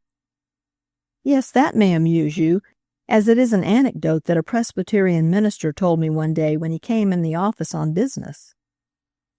A young man before his marriage said to his fiancée, 'I don't think we ought to have any secrets between us, and so I will tell you that I am a somnambulist.' 'Oh, that is of no consequence,' said she. 'I am a Presbyterian and am willing to go halfway with you.'" "Of course Jean would remember that little Presbyterian joke," said the Duke, laughing. "Well, I have only one more entry now to read. November 30th. A letter received by the Board of Lady Managers today stated that the writer would be pleased to place an elevator of aluminum in the woman's building for use during the exposition, adding, "Though it seems presumptuous for a humble man like me to attempt the elevation of woman, the crown of creation." Now is that not gallant for a business letter? "Is that all you have written?" said the Duke. Just then the front door was opened by Katie, and Mr. Middleton came in with a radiant face and a few American Beauties for Jean. Marjorie and the Duke soon withdrew from the parlor, and as they sat by the dining-room lamp, the Duke said, "Did you notice, Marjorie, how Virginia blushed when Mr. Middleton was announced? I'm very much afraid that there is a romance brewing under our very eyes." "Well, Jack Middleton is a true loyal fellow, and I have always liked him," Marjorie answered. "But I am not afraid that we will lose Jean, for having had so much attention she is really over fastidious and will not be very easily won." Chapter 13. Jackson Park by the Duke. One never realizes as one lives the days away how much of poetry and romance, beauty and interest there are in the 24 hours. A month's work in the modeling shops in Jackson Park afforded many pleasant memories and much knowledge of men. A woman's advent among them was a matter of less interest, perhaps owing to the fact that almost all the workers were foreigners, and abroad it is not so unusual for women to do industrial work. A quiet corner had been apportioned to the Danish sculptor and his wife, and there my model was set up. The modeling shop was a mere temporary building, long and low, and the midsummer sun kept the thermometer way up in the 90s. The decorative work for several of the buildings of the Columbian Exposition was being done here, and 100 men were seeking expression for genius or daily pay for daily food. The early morning always found in his place the tall, dark, curly-haired German, picturesque in his white blouse with red collar, broad leather belt with big buckle, and his short briar-wood pipe between his teeth. On the scaffolding in front of his Goddess of Electricity, he moved constantly, his white cap a star against the gray wall. 2 spandrels covered the arch dividing the modeling from the casting department, and on these worked the only American who had found occupation in the shops. Tall, slender, nervous, truly American in all his movements, he would model a bit, descend from his ladder, step back to look at his work, and then rush madly to make some change. Perhaps no more earnest worker connected with all the big fair could be found than the little lad whose willing feet and active hands did all my bidding. In the field of sculpture he hoped to earn a living for a large family of brothers and sisters, and after a day's mechanical work and waiting on me, he studied at night in the art school. Often he would bring me a model to correct which he had made, and then how his eyes would brighten and his cheeks glow at a word of praise, and I doubt if Giotto felt more inspired than he, surrounded by the spirit of art and fired by ambition. His great sad eyes, pallid face, and ragged clothes recalled Murillo's fancies in old Spain. In this rude shop, a vivid imagination found ample play, and the big, strong fellows who carried buckets of plaster for casting, or the dreamy artists whose thoughts were far away, each had some theme for story. As I worked, I wondered what the motive of each life might be. One afternoon the whistle had just sounded to renew work, when I saw coming towards me a man below the medium height, with long red-brown hair, deep sunken blue-black eyes, and a long drooping mustache. In his hand he held a large sombrero, and from his shoulders a military cape depended. A flannel shirt, a gaudy tie, and a brilliant scarf around his waist completed a most unusual costume. A model, evidently, and a character. He threw his hair back with his hand, looked up at me where I stood at work, and handed me a card on which was written, "Leon Loughborough, musician, model." "You want a model, I understand?" "Yes," I replied. He looked like Charles I in a cowboy's dress, and I wondered for what I could use him. I resolved mentally to make a character study of him. "For what have you posed?" "A villain." And as he stuck his hat on the back of his head and folded his arms, he looked it. "A Spanish cavalier, a monk, Christ, Mephistopheles, anything, everything." "Do you make a living by playing also, and on what?" "The violin, but I never take money for it. It is my love and my pleasure." His answer excited my curiosity, and I questioned him further. "What country do you come from?" "Poland. I have been here 6 years. I am a vegetarian. For 8 years I have eaten nothing cooked. I live on fruit and berries. Meat excites one, and I never get excited. You could not make me angry. I think coolly. I drink nothing but water, nor do I smoke. When one lives on fruit, one loses all desire for such things. Also, the mind is clearer, not hampered by food and body. Can you do much work without meat? I asked. Yes, providing it is not too great physical exertion. The world spends its time in making a living and dies before it does the living. Now life is worth enough to take time to enjoy and to cultivate what God has given you, not laboring all day long, eating and sleeping. That is animal existence, not life. What pleasures do you indulge in? I asked. Reading and music I like best, metaphysics, political economy and theosophy, Tinsley, Huxley, Adams and Darwin, Lubbock's Pleasures of Life, all have references in them to other books, and those I buy. I have a library of about 250 volumes. I pose and make enough to eat and wear. 15 cents gets a supply of apples sufficient for a day. Eating fruit does away with the necessity of preparing meals and washing cooking utensils, and gives more time to read and conduces to freedom.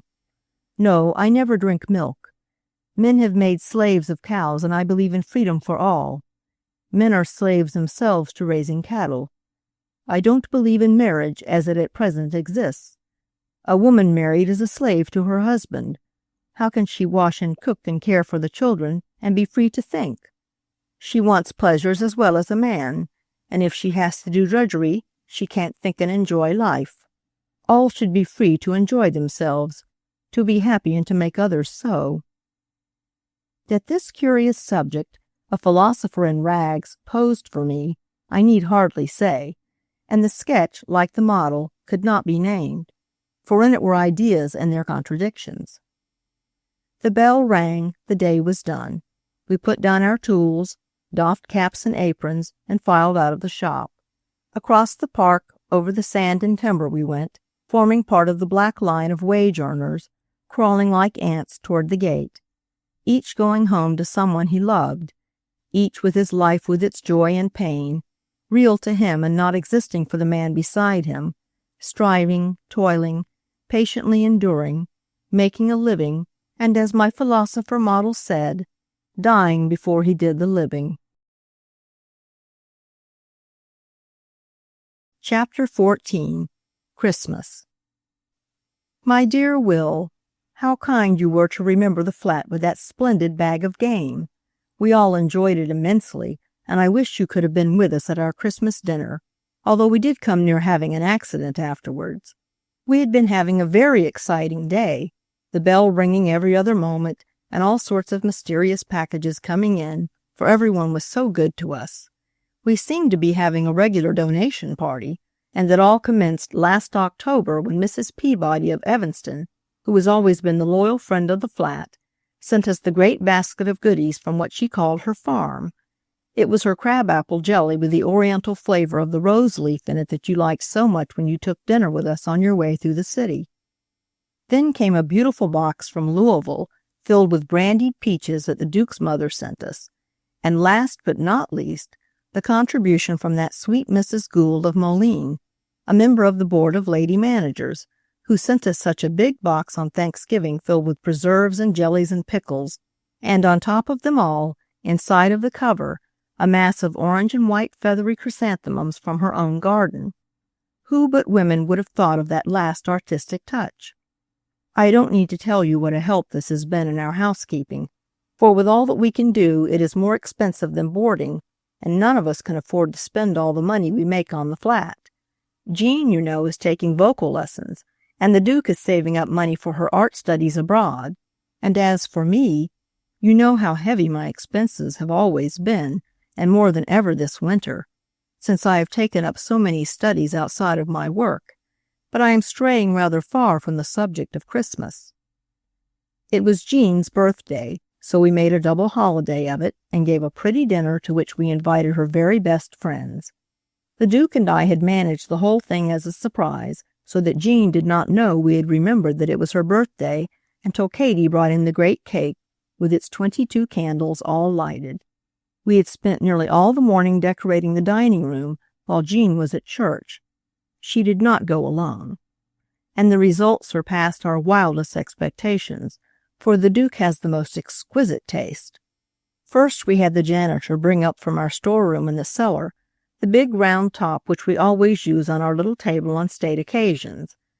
Then, while Katie laid the cloth, the Duke disappeared from the back hall, returning in triumph with the dearest little Christmas tree in the world. The girls exclaimed with delight, for Carrie and Vinnie and Maud were with us, and we all set to work with a will. We placed it in the center of the table and trimmed it with golden threads of tinsel, hanging upon it all the smaller toys that we had bought for little Mary's brother and sister, and for the janitor's children, for we had asked them all in for dinner at 7. Our own was at 5, and for a frolic afterward. On the table, under the spreading branches, we grouped the larger toys, and at a happy suggestion from Carrie, we sifted bits of fleecy white cotton all over our little tree until it looked like one of Lowell's pines that wore ermine too dear for an earl.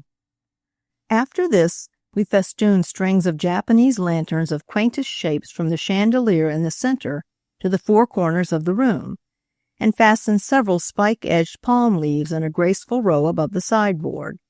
The effect of all this decoration was certainly gay and pretty enough to please the most fastidious, but the Duke stood critically on one side of the table with her brows knitted and with a preoccupied air that we have all learned to know and respect as the herald of some bright suggestion. Suddenly she exclaimed, "I have it!" rushed into the kitchen, returning with Katie and an enormous step-ladder, which we had bought in the early days of our housekeeping before we had accustomed ourselves to our diminutive home. She had noticed the reflections of the table with its tree in the mirrors belonging to the mantel and sideboard at the opposite sides of the room, and it had occurred to her to introduce a third glass, which would reflect an added brilliancy when the candles were lighted. It was the work of a moment to get a great round, old-fashioned mirror from her own room and hang it opposite the table, but unfortunately the framework was of dark wood, while our little dining room is all in oak. Someone suggested holly, and so we wreathed the entire mirror with the glossy leaves and the red berries, though it was hard work to drive the pins into the unyielding wood, especially as we had to use hair brushes for hammers, as this article was not included in the inventory of our household belongings. After this we brought in from the parlor the long jardiniere, with its row of fresh vines and bright-colored geraniums, and placed it under the mirror. But even then our critical artist was not satisfied, for on each side of the glass was a space of 2 or 3 feet that showed the light wallpaper. Again the Duke knitted her brows, and again we kept silence, and in a few minutes our old black Japanese screen with its golden birds was impressed into service. But there was yet the other side, and well we knew that there was not an extra curtain in the flat, as weeks before it had depleted the family pocketbook to hang portieres in each door. The case seemed hopeless, but our artist had another inspiration, and in a moment had hung up Jean's crimson opera cloak by one corner so that the graceful fur-edged folds fell into place, and lo, the effect was magical. A gleaming circle wreathed in holly and drooping with vines and flowers stood out from a dark, indiscriminate background and reflected again and again the table with its dainty appointments and snow-laden tree. The only lights we used that night were the lanterns and the candles on tree and table, and as our friend from Maine declared on seeing it, the dining room had undergone as much of a transformation as Aladdin's palace. Punctually at 5 our guests arrived, and one and all exclaimed at our new banqueting hall. The dinner progressed with mirth and jollity, for we had the old-fashioned bonbons on the table and pulled the snappers just like children. I cannot tell you how pretty the girls all looked in the candlelight with their quaint paper caps, or how becoming the Priscilla hood of white tissue was to dear Mrs. Starkweather, who was acting as our chaperone. Our guests were all in the happiest mood, especially our friend from Maine, who aroused shouts of laughter by telling, in his inimitable manner, 3 of his best-known stories about old Squire Rawson, when, like an apparition, Mrs. Brown appeared. She did not have the sombre effect of Banquo's ghost, however, for she carried in both hands a tarnished silver soup tureen filled with maple syrup, which she had brought for a Christmas present to the flat. In her arms were a new pair of red-topped, copper-toed boots belonging to Lycurgus, which she had carried in to show us, while over one shoulder depended a pair of diminutive trousers, which, she assured us, entirely without embarrassment, were Philander's first, which she had just made, and here she heaved a gentle sigh, out of the moth-eaten remnant of her first husband's wedding suit. We were drinking our coffee in the parlor after dinner, when merry voices and heavy little footsteps sounded in the hall. A ring came at the door, and Katy ushered in our little guests, who arrived in a body.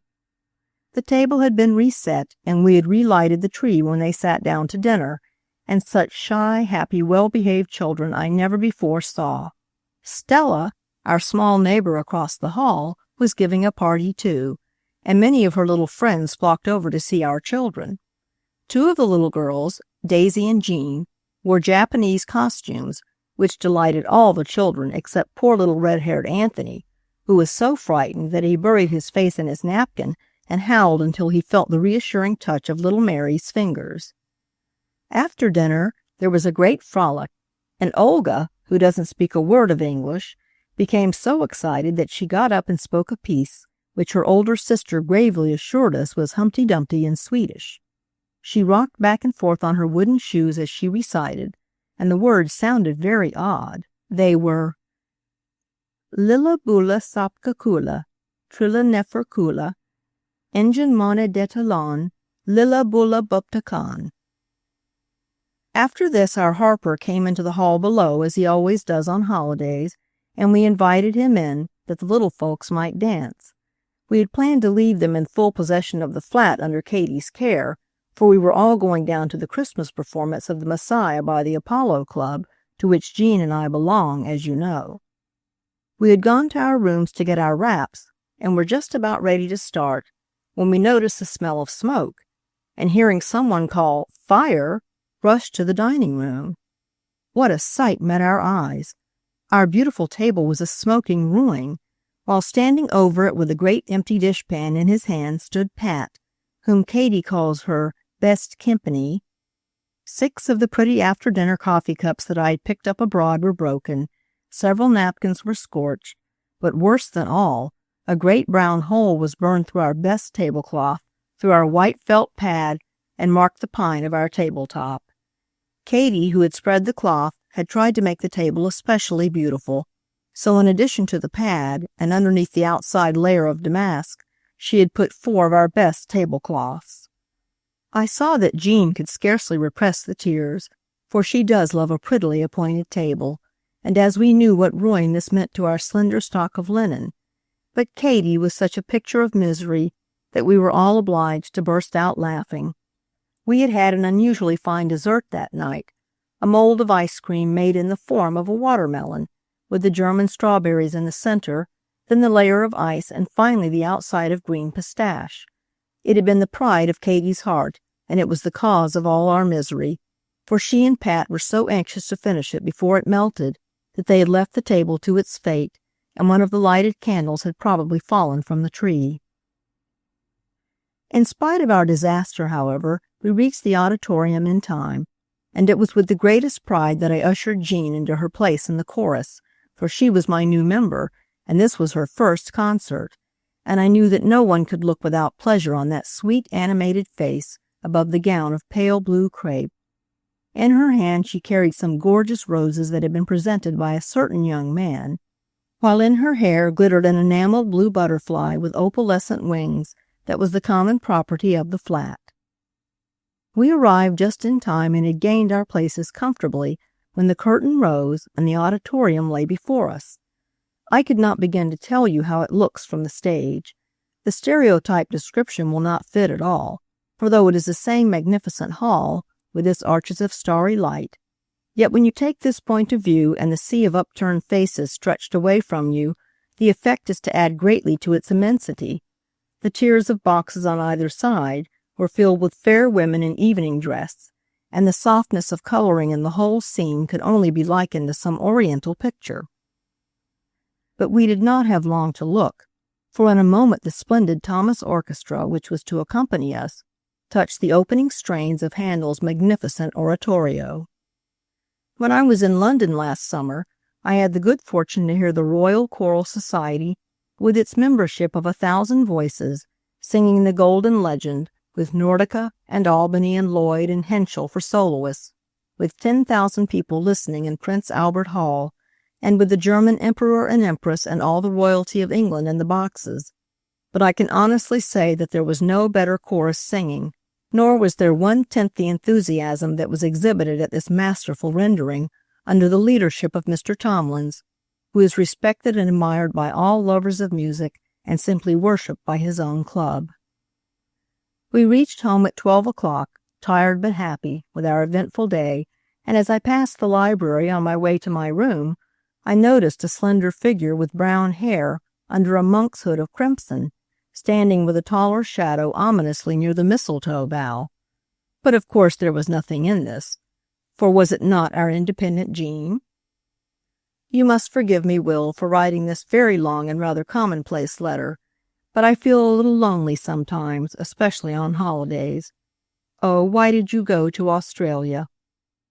Marjorie. Chapter 15. The Little Blue Butterfly.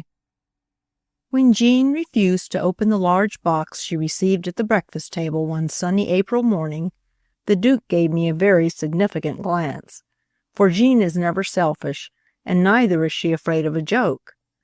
However, she calmly ignored us on this occasion and carried the package off to her room while we lingered over our coffee to discuss the situation. "I'm afraid it may have something to do with that young man who comes every night," declared the Duke. "Oh, nonsense," I replied. "Jean isn't going to do anything precipitate."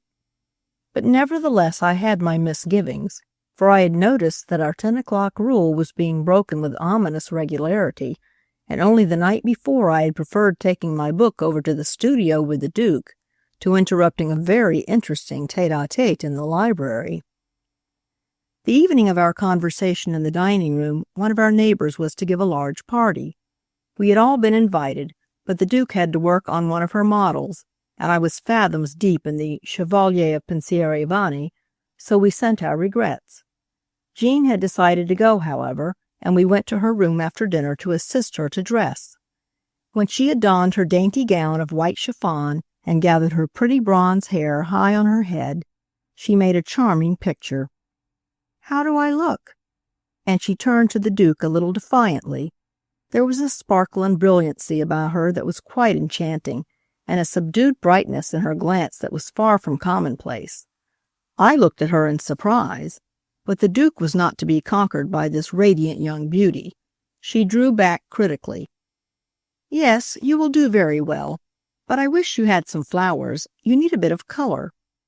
And she stepped to the bureau to examine the ornaments in Jean's cushion. "Here, this makes it perfect." And drawing the little blue butterfly from its resting place, she fastened it among the burnished coils. It certainly was lovely. How well the opalescent tints brought out the lights in her eyes. Just then a familiar ring was heard at the door, and I rushed out to admit Mr. Middleton. I had never seen him look so distinguished, and he, too, seemed rather exalted. While we were talking in the parlor, he asked me casually if Jean had received a box that morning, and smiled with satisfaction at my affirmative reply. Just then she entered, but what was there about that lovely vision to make his face blanch and the light die out of his eyes? And why, when she offered her hand so sweetly in greeting, did he ignore it and pretend to be picking up a glove? Jean, poor child, drew back proudly, but I caught the gleam of a tear that sparkled more brightly than the little jeweled ornament that glinted above it. After they had gone, the Duke and I held an indignation meeting that culminated in nothing more serious than a dainty luncheon and a cup of hot chocolate, which we spread on the low table by the hearth.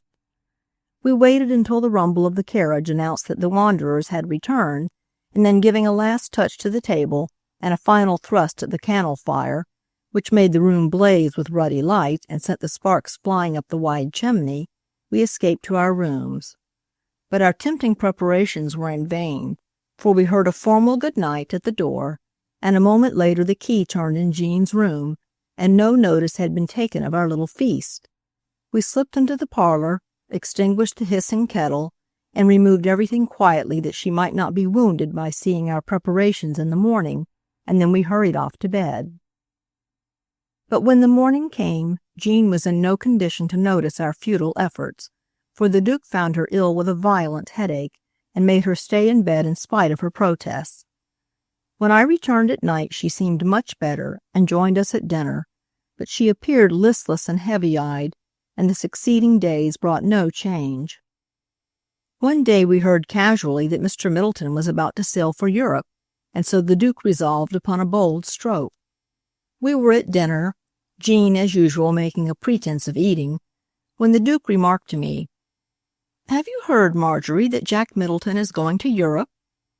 Of course I had heard, but Jean hadn't, and as the Duke afterward confessed, she could have bitten her tongue out for having uttered the words, when she saw the stricken look in the poor child's eyes.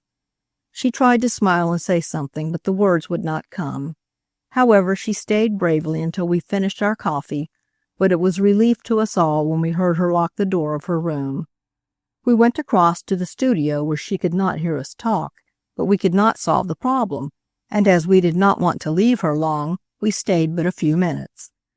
When we returned to the flat, Katie let us in, whispering in awestruck tones, "Mrs. Brown's gone into Miss Fairfax's room, Mum."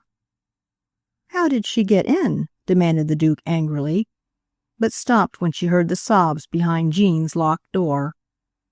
"Why, she said she must see Miss Fairfax. She knew she hadn't been well, and she wanted to cheer her up, and so I let her knock. Miss Jean wouldn't answer, and so Mrs. Brown went into your room, Miss Marjorie, and got in through the closet door." The Duke's eyes flashed with indignation, but I thought it might do Jean good to have Mrs. Brown rush in, though we had feared to attempt it. We sat down quietly in the dining room, and in a few minutes Mrs. Brown came out wiping her eyes, and with a sweetness and tenderness in her manner that we would not have believed possible. "Yes, girls, she's told me all about it," she said, "and unless there's some mistake, that Mr. Middleton ought to be ashamed, for they've never had a single quarrel, and she doesn't know what's made him angry." Just here she was interrupted by a procession of little boys who came to our back door, dragging in Lycurgus, who was protesting with many howls. "Make him tell what's in that box, Ma," cried Thomas Jefferson. "I saw him hiding it under Phil's bed." "What is in that box, my son?" demanded Mrs. Brown sternly, and the offender, amid bitter tears, removed the string, lifted the cover, and revealed a mass of faded roses. "It came to Miss Fairfax on April Fool's morning," he sobbed, "and I just changed it and sent a box of newspaper instead. I meant to send it back, but I forgot all about it until today." And the miserable infant wept copious floods of tears. His mother leaned forward and with one large hand dealt him a generous cuff on the ear that sent him home yelling, while with the other she plucked a card from among the faded flowers and handed it to the Duke. It read, "If I may hope, wear one of these roses in your hair tonight." Nothing was said for a moment, and then Mrs. Brown rose abruptly. "I am going downstairs to telephone," and she disappeared. We didn't exchange a word after she left, but I could hear a French heel tapping the floor impatiently, and I knew by this infallible sign that our Duke was laboring under strong excitement. It was but a moment until Mrs. Brown returned, like young Lochinvar's Ellen, with a smile on her lip but a tear in her eye. "Yes, girls, I got the telephone number I wanted, and you had better go and take a walk just as quick as you can. I am going home." And she suited the action to her word. The Duke rose to open the door, and as the good woman passed, she threw her arms around her and kissed her good night. The Duke and I walked silently down the Lake Shore Drive. The summer sea smiled before us. A few white-winged ships gave substance to the dreamlike expanse. The crib seemed floating between two oceans. The sky spread its glory from zenith to horizon, and the shining lake flushed and changed each moment with the rainbow tints of the sunset. As we advanced, the glowing crimson paled to ashes of roses, and the rich purple became a faint violet. The day was departing. We walked to the end of the esplanade and returned to retrace our steps. The shadowy veil of night had hidden the crib. The ships were phantoms, and lo, there hung in the west a slender sickle of silvery light, the sweet young moon with her attendant, the evening star. As we passed Elm Street, we noticed two figures standing by the sea-wall, the silhouettes sharply defined against the pale background. And what was it in the pose of that proud upturned head that made the Duke start in surprise? When we reached home, we found the flat deserted. The hammock in the library swung gently in the breeze. The flowers in the jardiniere yielded their spiciest fragrance to the evening dews. The lamp shed its rosy light softly on the pretty tea-table, and touched with brightness the branches of apple blossoms that filled the fireless grate. But all was mute. There was no sign. The Duke sighed, and stooping, picked from among the snowy petals that had fallen to the hearth the crushed semblance of a little blue butterfly. End of Three Girls in a Flat by Enid Yandell, Jean Loughborough, and Laura Hayes.